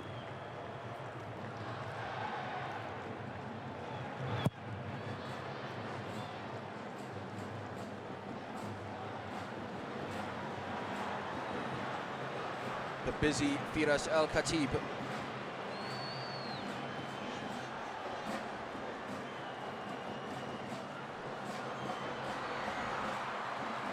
Trying to angle it right into the head of Omar. Matthew Ryan himself trying to angle. That's a long diagonal goal kick onto the head of Tim Cahill. Oh, almost pilfered by Cahill.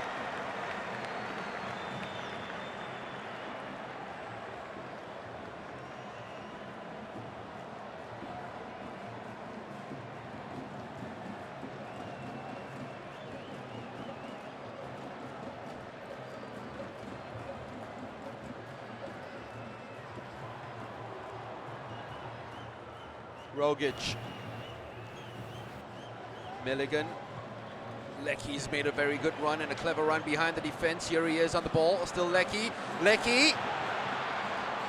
The Syrians know all about that move already. It happened in the first leg when he had that shot across goal, turned behind and into goal by Robbie Cruz, and he almost did it again by opening his body up onto his left foot. Firas wants the ball. It is played behind to Firas. Omar Sawa. Oh, Firas so unlucky. He wanted the ball played just ahead of him, but that was the only route that Al-Soma had.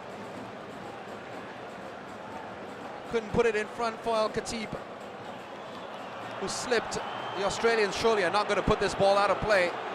They have no reason to, they have no right to. Madikian's gone down injured, but the Socceroos have played on. Rukavica, still Rukavica, stealing a yard, keeping possession. Moy thought about that pass to Lecky.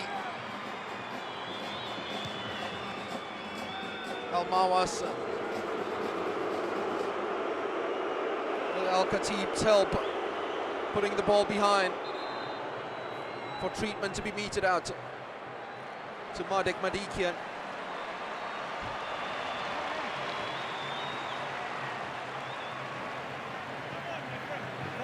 Protecting 7 unbeaten matches, Syria, in all competitions. Best run ever under coach Ayman Hakim.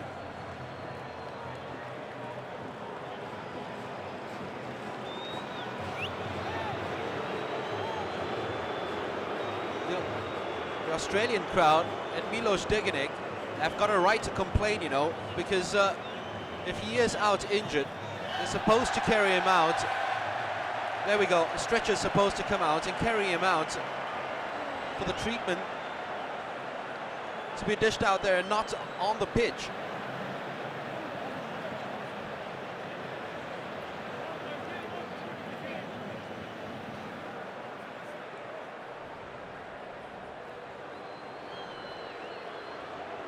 Well, whatever the outcome of this game, Osama Omari was a top scorer in the Syrian Premier League last season, getting ready to come on for Syria. Whatever the outcome of this game, Syria can hold their heads high after capturing the world's imagination in these World Cup qualifiers.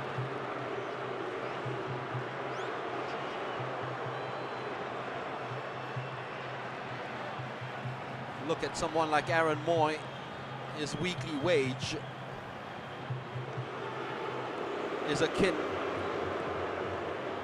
to the winning prize money for the winning team in a Syrian Premier League season. This new boy coming in and showing off his very own fangs, Ezra Amawi.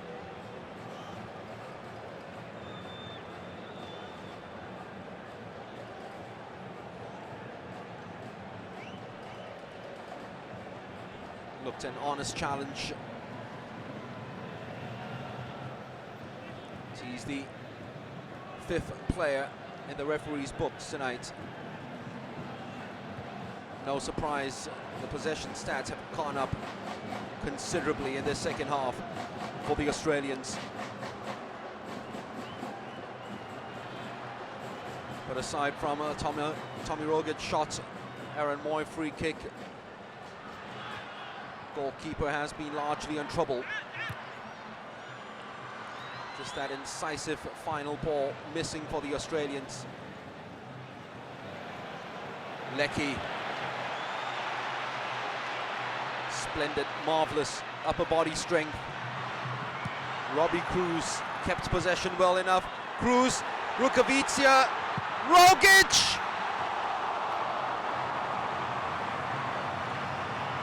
Well, it was going wide, and it was almost diverted into his own net by Zahir Al-Madani, which would have been very cruel because he has been Syria's best performer. Check that again. I think it was going in, you know, until his intervention. Moy's corner, headed away by Jihad. The tireless, indefatigable Al-Mawas will chase after this.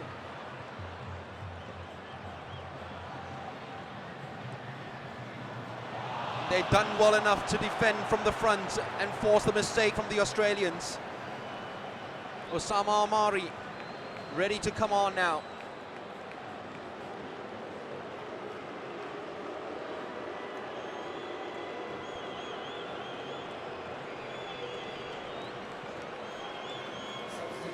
He will take the place of Madek Madikian.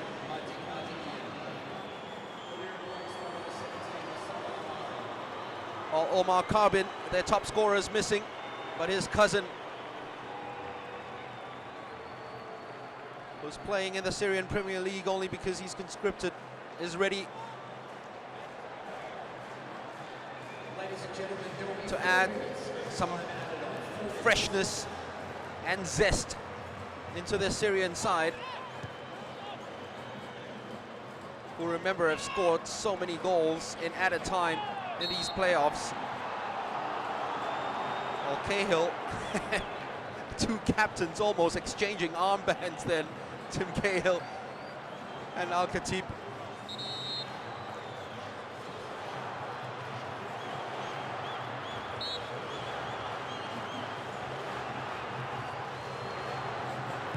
Firas Al-Khatib, ball too straight. Osama tried to make something out of it, but it's gifted possession right back to the Australians, who do likewise. And then the Syrians do likewise with a very poor ball forward to Al-Mawas.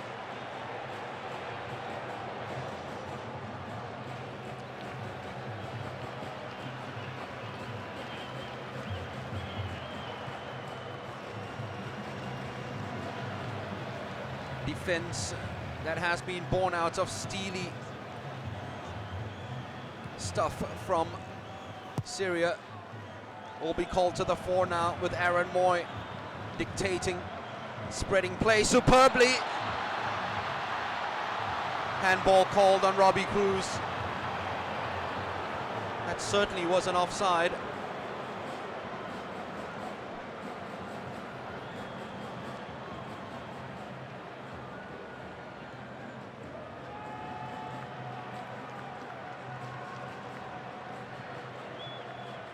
Oh, it wasn't. It's two decisions against Robbie Cruz already have been wrong. One in the first half where he wasn't offside, and that one certainly wasn't handball. Rukavica, Moy just cramped out of it. Not the best of passes by Tamer Haj. Otherwise, Almaz would have been free.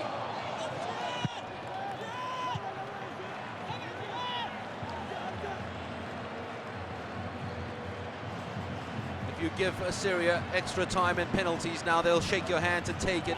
Not so much the Australians, who, remember, were the first side ever to qualify for FIFA World Cup finals via a penalty shootout. That happened in 2005 against Uruguay on this very ground.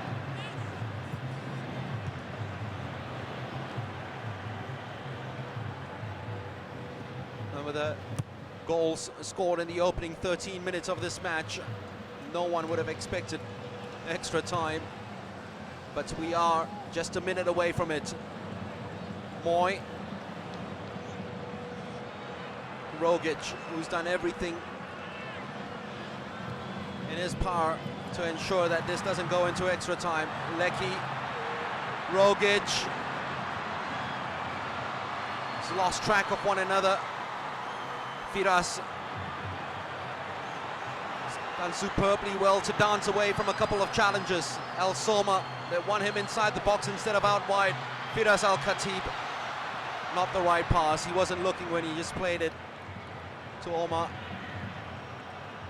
And he apologizes for it. Aaron Moy had a very late call from his teammates that there was a charging Tamer closing down on him. End of 90 minutes. Nothing separating these two sides, just as it was in the first leg. Same score as it was 5 days ago, 1-1, 2-2 on aggregate. We go into extra time.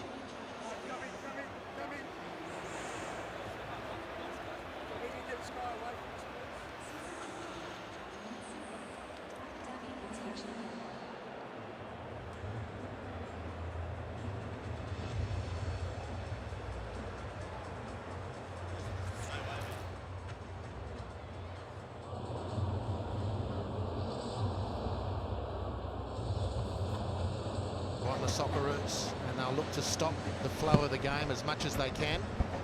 That's a giveaway by Milligan, and they could be punished for it. Here's Omar Al-Soma, chance for Syria. They've scored. Oh my word. Omar Al-Soma.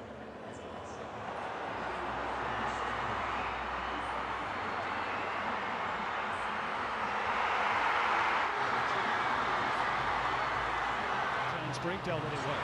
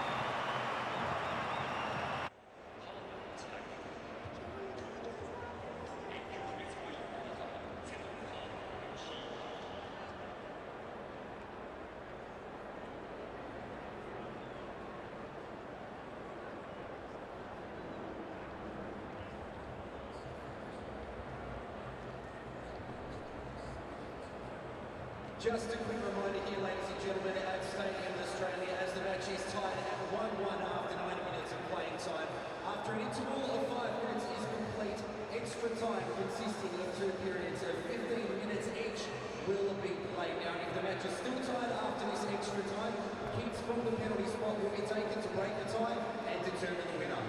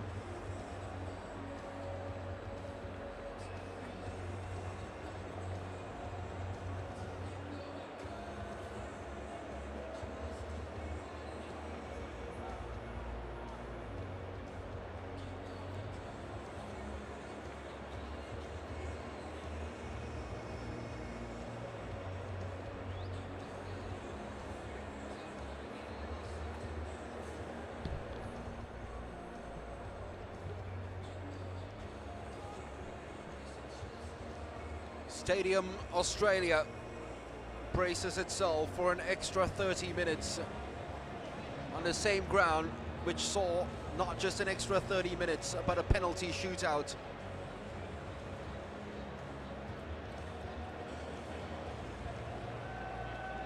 In the 2005 World Cup qualifiers against Uruguay. It also went to extra time in the Asian Cup final 2 years ago. Uruguay, as we suspected, the final trump card thrown by Ange Postecoglou, who I'm sure would have his job on the line if they lose these qualifiers to Ayman Hakim's Syria.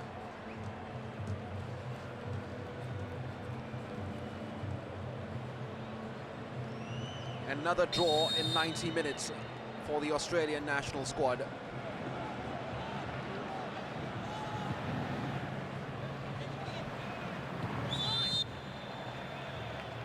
Just can't find that X factor and that final ball to eviscerate defense, especially teams that come out with the soak and strike strategies like Syria. Milligan, Deganek, probably one of the three centre-backs might be sacrificed if Postecoglou decides to go for broke, go searching for that elusive goal, with Juric coming on. But they have to watch as well for the sucker punch that might come from Syria, as it did in the 6th minute of the match. It's a goal from Syria would mean that Australia have to score 2. The Syrians will have the away goal advantage. Rukavica keeps it in play. Only Cahill in the penalty box. Rogic decides to lurk outside of it. El Midani once again sweeping up, clearing any dangerous situations. Firas El Khatib goes chasing after his very own toe poke outside. Might be 34 years of age, Firas El Khatib, but he's always good for a run out. Good to bring that extra zest into a side at any given opportunity. Rogic, uncharacteristically giving the ball away. Well, the Australians asked for play on. I don't know whether Cahill was in an offside position when he received the ball, because it was play on by the referee until that pass out by Cahill, and the Australians certainly had the advantage then. Cahill wasn't offside, then it was a poor decision by the referee, who should have played on. Here is Rogic. Came closer than anyone else in the second half to breaking the deadlock. Cruz. Easy header out by Jihad Alboa. Again. Offside. Onside. I think it was El Midani who played him onside. It's a goalkeeper wasn't raising his hand and asking for a decision or requesting for anything from the assistant referee, thankfully for Syria. Ajad. It's a poor cross. A tired-looking cross. Aaron Moy. Robbie Cruz. Cahill has found a lot of space. Ball delayed getting to him though. It'll be a free kick to Australia. Another booking. Almawa certainly has to watch. Is it going to be red here? It is. And the man who's played more minutes than any other in these World Cup qualifiers has been shown red, a second yellow for that challenge on Robbie Cruz. Mixture of over-eagerness and fatigue playing its part in that late challenge. It is a correct decision from the referee. Maybe the first yellow card was a bit harsh, but that one was certainly yellow. And he gets his marching orders. And Mahmoud Al-Mawas is the first ever player sent off by Ravshan Ermatov in a World Cup qualifier. We're talking about an Uzbekistan official who is overseeing his 60th World Cup qualifier. And it's a big blow as well to Ayman Hakim, because if they go into penalties, this man is one of their chief penalty takers alongside Omar Karbin.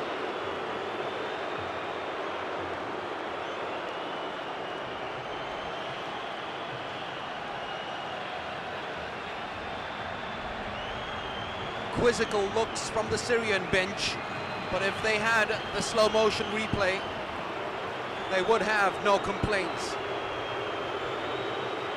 Now Aaron Moy's deliveries have been dangerous and sumptuous so far tonight, but a lot of them have been repelled by some very tight and organized Syrian defending. What's this one going to produce? Commentator's curse. It was probably his worst delivery of the night. Tom Juric winning his 30th cap.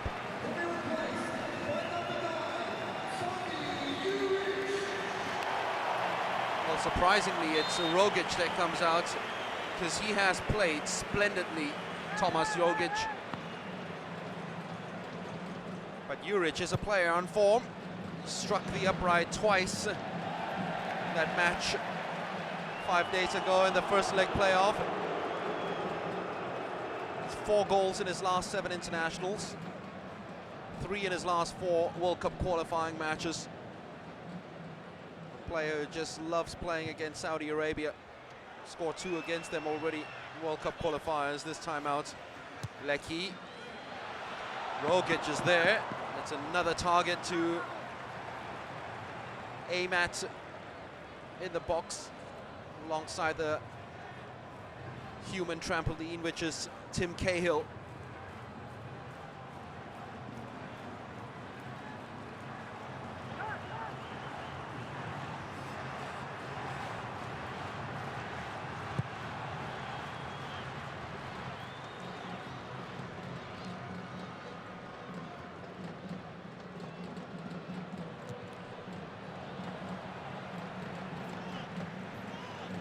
Oh, the man down.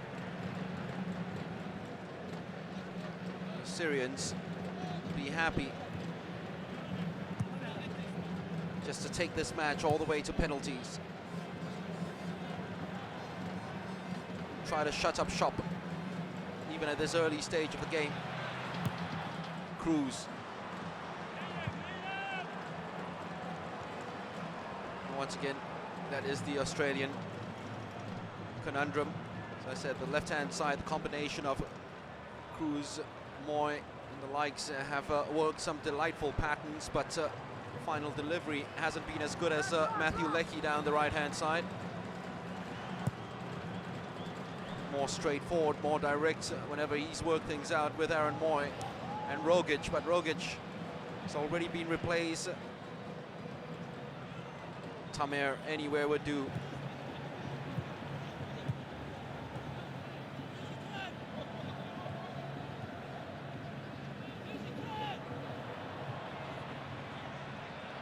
Milligan asked by the crowd to either take a shot or get the ball inside. Lecky certainly will appease to the spectators.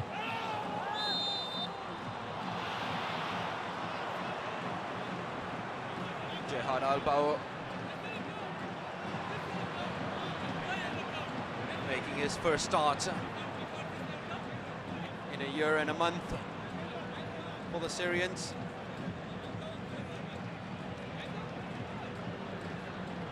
And playing well at the back. Remember, they're robbed of their first choice centre-back pairing of Hadi Al-Masri and Ahmad Al-Ali. One suspended, one injured.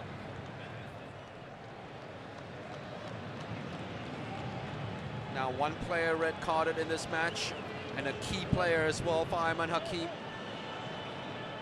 Mahmoud Al-Mawas already made 3 substitutions, and now one player down in Jehad.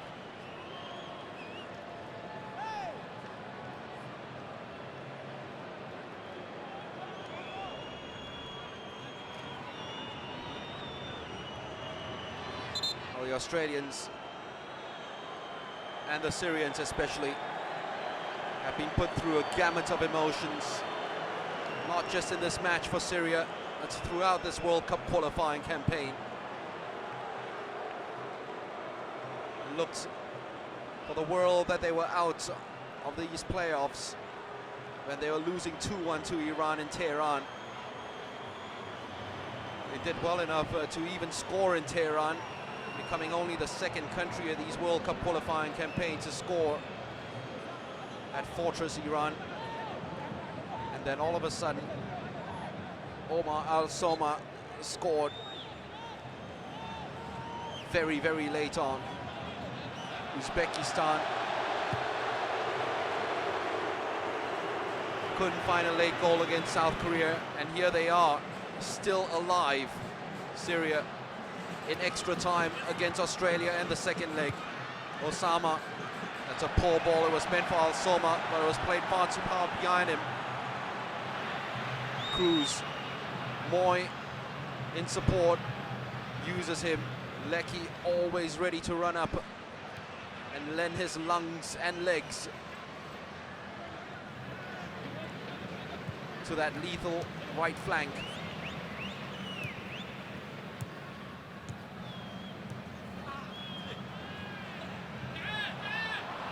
Ukavicia makes something out of it. It will be a corner.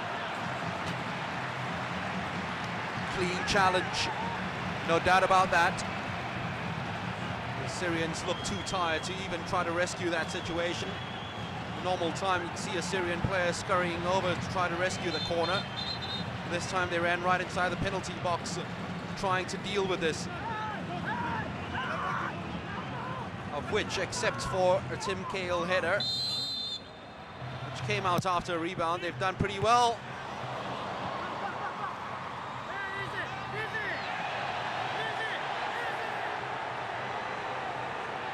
Sainsbury,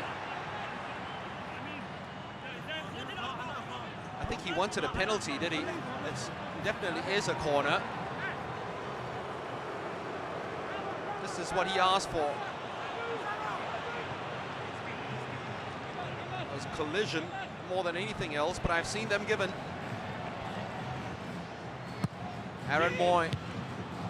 It's not the best of deliveries from the Huddersfield player.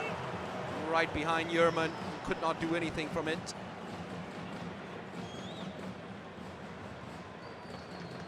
Second cap for Matthew Yerman.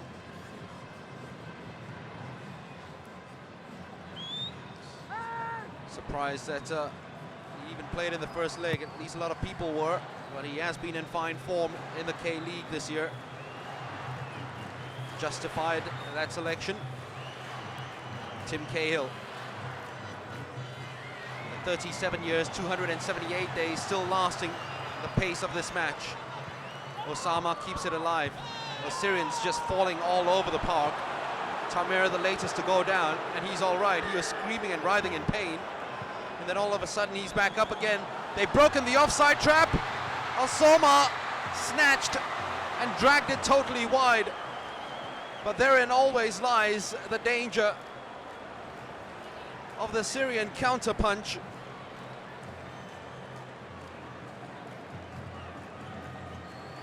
Well, the fans were getting a little irritated with Tamer Haj for faking that injury and going down rather too dramatically. The Syrians found a way to play it behind this Australian backline. Milligan once again losing possession cheaply. El Khatib. Oh, hit way too hard. And gone past Yerman, it wouldn't have found its way either. Osama, still Osama. Ran right into the Australian cul-de-sac. Needed to get the ball out to Fahd Yusuf a lot earlier.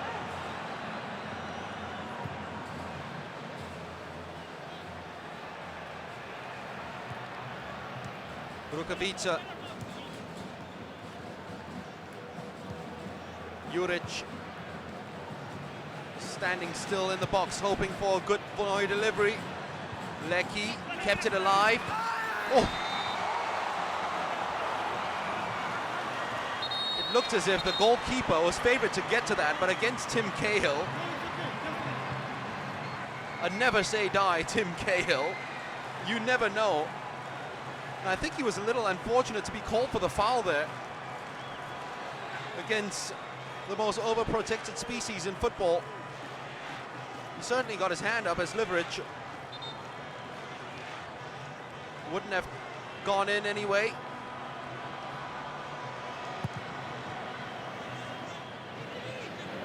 Ibrahim Alma has got his teammates flashing accusing looks at him and saying, why was that given away that easily? 2 added minutes to this first period of extra time.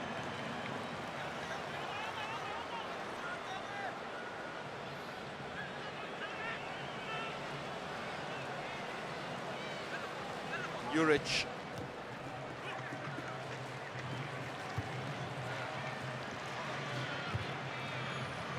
Easy by Deganek. Almost trapped to perfection by Aaron Moy. Jihad, it was recovered already. Recovering for Syria. Moy. Oh, it's an easy chance. Connected well enough, but goalkeeper stood his ground, and Rukovica had that opportunity to be a hero and hooked it straight at the goalkeeper. The Syrian defense went to sleep. They thought Moy had run it out, and no one paid any attention at all to the number 17. A more emphatic finish, and that would have been 2-1. The Socceroos asking the more pertinent questions, though.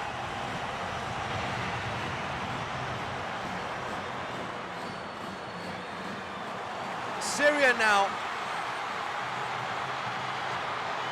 Oh, Osama just didn't play the right ball. Covering was good enough by Mark Milligan. But if he had just held the ball up a little longer,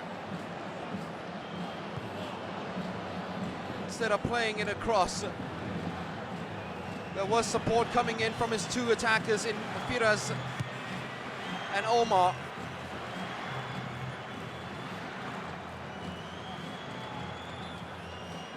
Aaron Moy almost reversing a pass to near perfection to Cahill. Here is Firas, still Firas, overrunning it. Overtime goes into the second period, still locked at 1 apiece. Firas El Khatib and gang are now 1 man short, and Tommy Juric and company are trying their very best to penetrate the Syrian goal, with a goalkeeper in excellent form, cat-like reflexes to keep out that strike by Rukovica, which was probably Australia's best chance in that first period of overtime.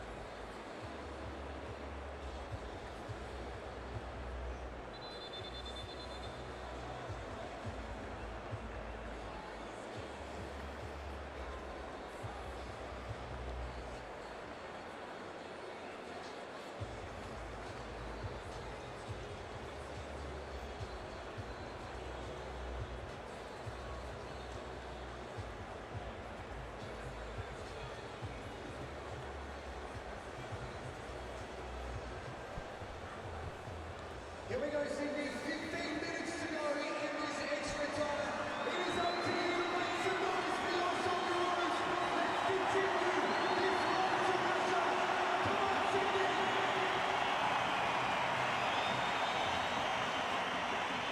The class of 2017 experiencing a case of deja vu for Australia and their bid to qualify for Russia 2018. Second period of extra time. Nothing separating these 2 teams. We might be headed for a penalty shootout, of which Australia, remember, won in 2005 against Uruguay on this very ground. but the fans would want to avoid that and win it now in the next 14 plus minutes. Yerman.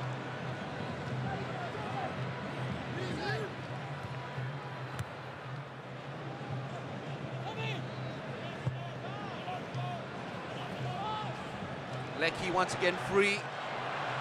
Juric.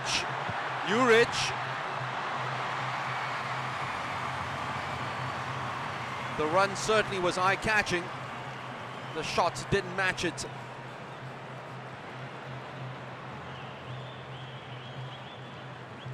Freshness and spring in those legs of the extra time substitute there for all to see.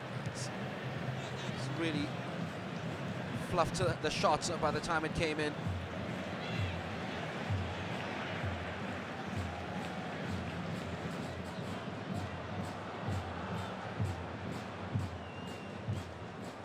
Aaron Moy has broken it behind the defense. Rukavica, he certainly was looking for it. That was a dive. At least the referee claims. The Syrians are saying that he should be booked. Rightfully he should be, if the referee thought it was a dive. Clearly there was a little bit of contact, but not big enough to win a penalty. Tamer Haj Mohammed was trying to get out of the way of that challenge. There was contact.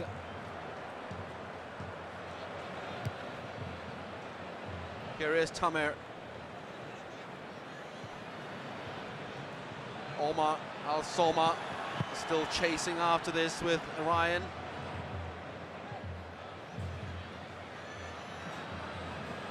Fahd. Didn't really look convincing at all, galloping with that ball. Lecky once again trying to spread himself as wide as possible. Here is Lecky. Moayad Ajan just did enough to prevent the ball from getting to the Australian right wing back. Outlet is Al-Soma. Even he can't do anything with that hoisted, looping pass. Here is Juric. Played behind everyone. Firas. Oh, the referee got in the way.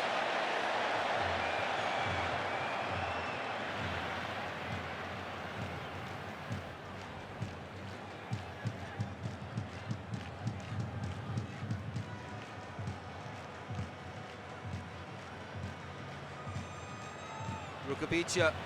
Still Rukavica. Juric. Blocked off well enough. They almost got themselves into trouble though. It was a substitute. Ezra almost ran right back. Gifted Australia the ball. Moy with a clever dink behind the back line. Cruz left it up to Cahill!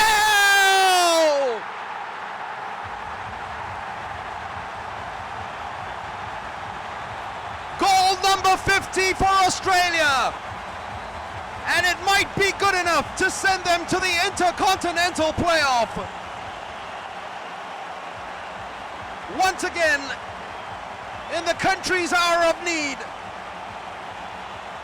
they turn to their GOAT, their greatest of all time.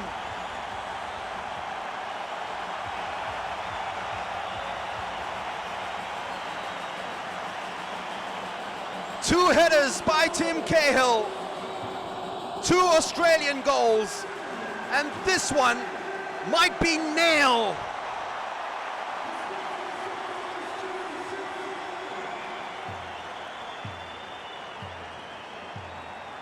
Wow. All Cruz did was to keep it alive and hang it up in the air, and Cahill did everything himself. The human trampoline found extra springs in those 38-year-old thighs to plant a header beyond the goalkeeper. And Australia are 2-1 up.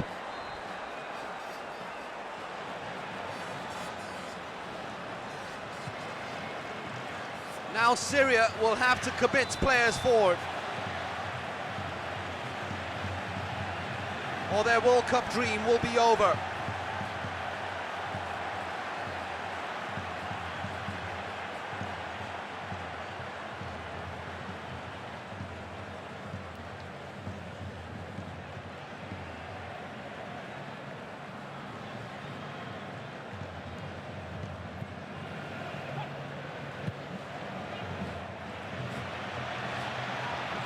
Lecky.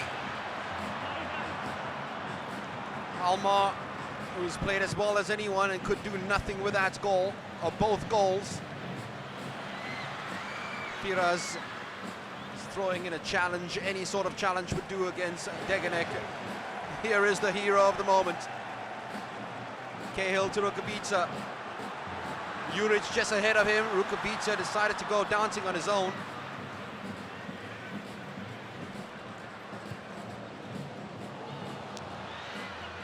Matthew Ryan sweeping up. Tamer.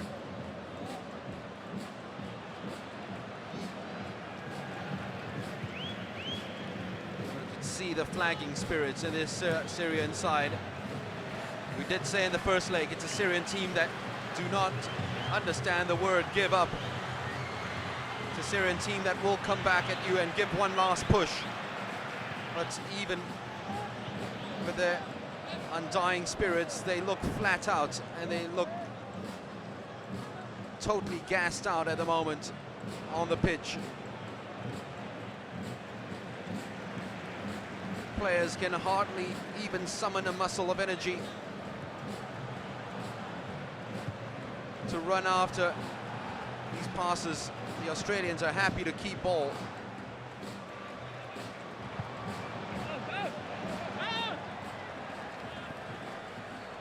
Cahill. Moy. Juric.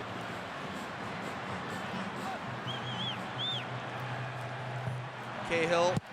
Surely he will be awarded the man of the match after his exploits and his heroics. Ange Postecoglou had said before the start of the match and hinted at Cahill starting, saying this could be the moment where someone like Tim Cahill shows up to galvanize the squad. It's a match tailor-made for him. He certainly looks like an oracle now in his very own mini predictions.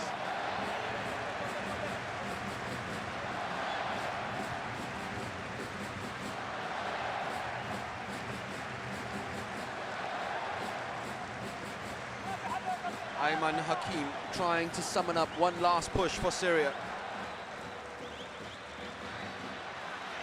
Al Soma. Still Al Soma. Sainsbury stuck to him like glue. Al Soma's goal seems so far away already, and he's here to take the long throw. The biggest player in the side, out wide, with 6 minutes remaining.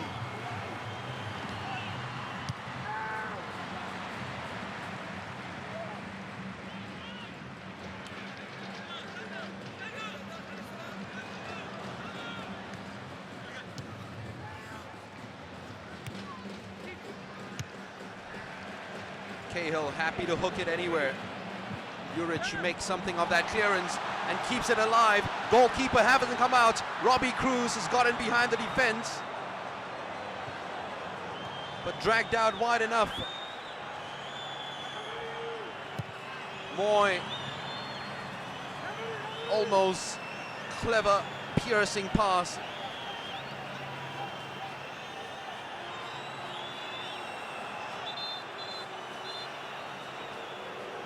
What's a decision now for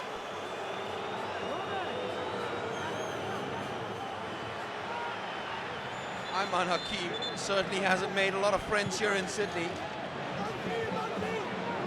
He is as emotional a coach as you get in world football. Remember, after a match against Uzbekistan, when they won by a last-minute penalty, he actually burst out crying at a press conference. Here he is with a different brand of emotions on display. This time the Australians are happy there's no advantage. Another player who's run himself to the ground, Robbie Cruz. Started out as one of the attacking trio. went into left wing back role, which really requires tons of stamina. He's ending up as one of the attacking three again. He's floating around in central midfield.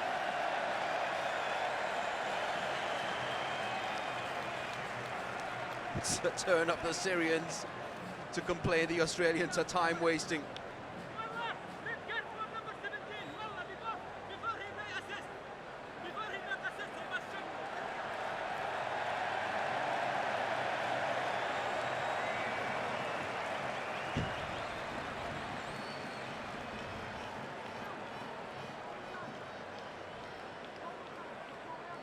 Drama in Sydney in a World Cup playoff. Where have we heard that before?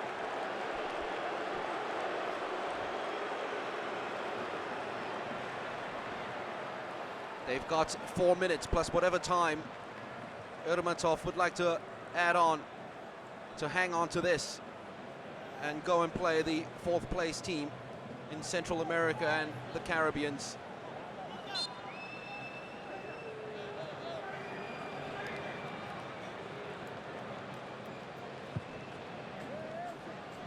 That will happen on the 6th of November, the first leg. Ezra Al-Khatib was told very late that there was a player just behind him. Juric policed, but still managing to wriggle clear. Here's Ezra. Oh, it's a ball played in behind the defense for Omar Al-Soma. He's alone though, he's got to do it all by himself. Omar. Splendid, marvelous challenge by Milos Dagenek. That's as important as the goals that Cahill has scored this evening.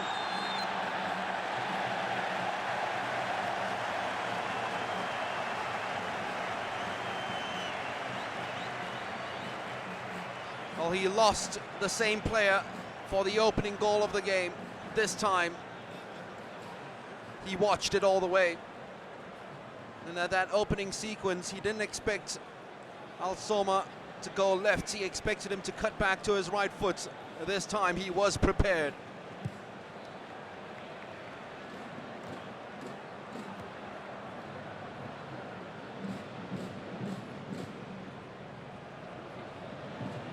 Matt Yerman, poor ball, just to when they needed to keep it. With all the jealousy in the world, they couldn't.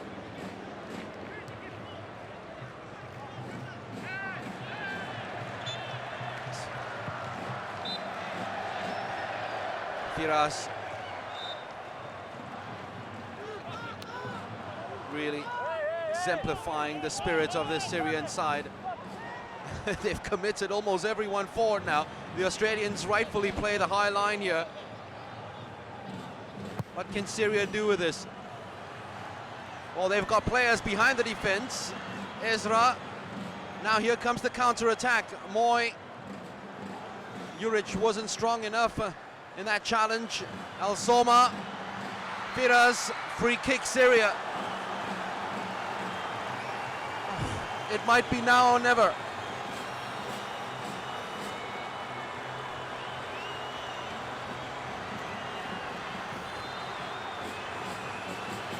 With whatever they've come up with in these World Cup qualifiers, you can understand why the fans sense something in this situation. Ryan has got to watch.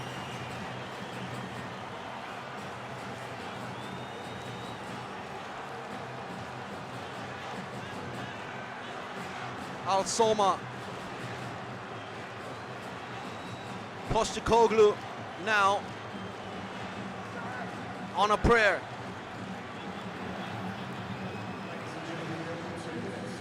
Two minutes at a time. Boy, he's getting emotional even before he takes this now. Omar Al-Soma, who scored that last-minute goal against Iran to take them here. Drills it against the upright.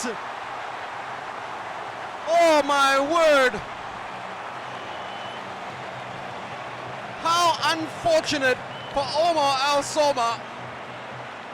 Matthew Ryan will count his lucky stars, and Syria's luck is just about run out. Perfectly struck. With all the power in the world, Ryan wouldn't have gotten there.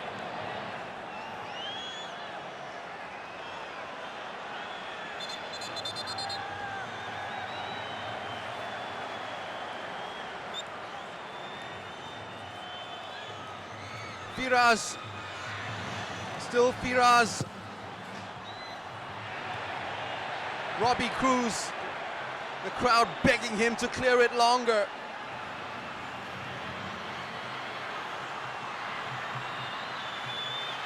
Al Soma, anywhere would do by the Australians, appreciated by the crowd. Almar,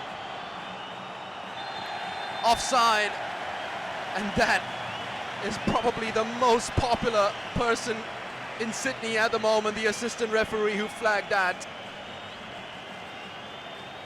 Hearts were surely in the mouths of Tim Cahill and gang, Postecoglou especially, and these members of the crowd. And that free kick was struck.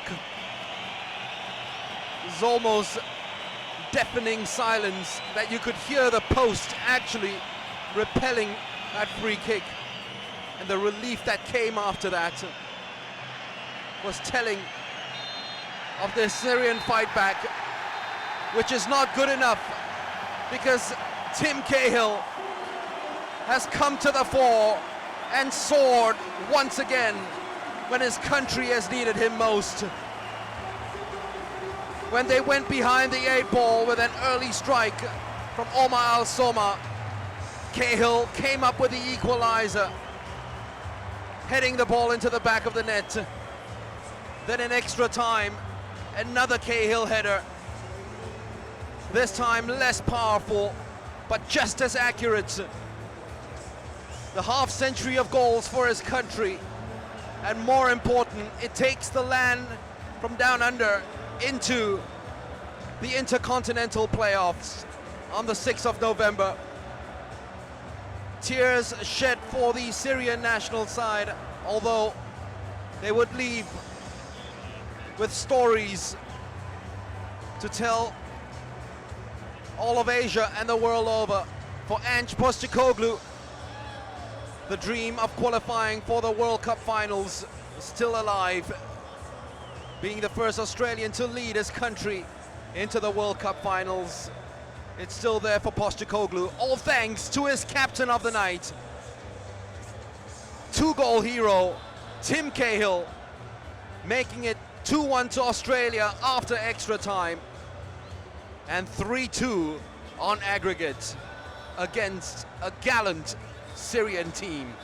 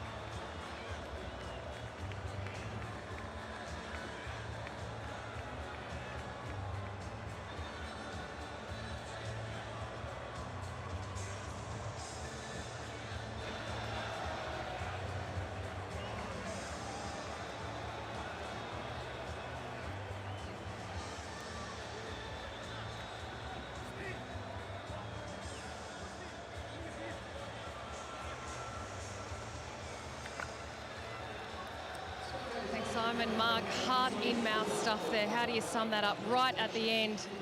They nearly got themselves through. Yeah, well, I think the longer the game went on, we got a good stranglehold of it. Look, they fought with absolutely everything they had, and they were outstanding. They were very, very difficult to break down. They gave us an extremely tough match on our home soil, so look, hats off to them. But our boys worked very hard. We know what we're capable of, and we knew it was just a matter of time. Coming late in the game, we knew we'd work them hard, and they'd done a lot of kilometres, and it was gonna start to hurt them more than us eventually. Talking about lots of kilometres, you did lots of kilometres in tough humid conditions in Malacca and then came out again and have just gone into extra time yourself. How was the body feeling, and how much did that play a part backing up and playing here at home? Yeah, no, look, the body's all right. We changed things up a little bit with our formation. We went a little bit more aggressive. We're always aggressive. And, it meant a little bit of extra ground to cover, but, look, everyone worked extremely hard. I think Lex and Cruzy out wide, Rooker coming, everyone. Timmy worked outstanding. That's just something that we have in us, that we work until we can't anymore. Their first goal, an early sucker punch, a little bit of a wayward pass from you. Did that play on your mind? At least we made amends, but... No, look, it happens, doesn't it? I didn't mean to do it. It was a little bit of a loose pass. Could have hit Tommy a bit harder. And unfortunately, the quality up front, they punish us, and that hurts a lot. But you have to wipe it away, and you have to get on with the job. And I think for the most part, I did. Confident of getting through against perhaps Panama or Honduras? Yeah, I think the next round will be a different type of match. They're going to present different challenges to what we've faced over the last two legs here. So, look, we're very excited to go through now, but we know that there's a lot of work still ahead of us. Thanks, Mark. Congratulations tonight. Thank you, Tara.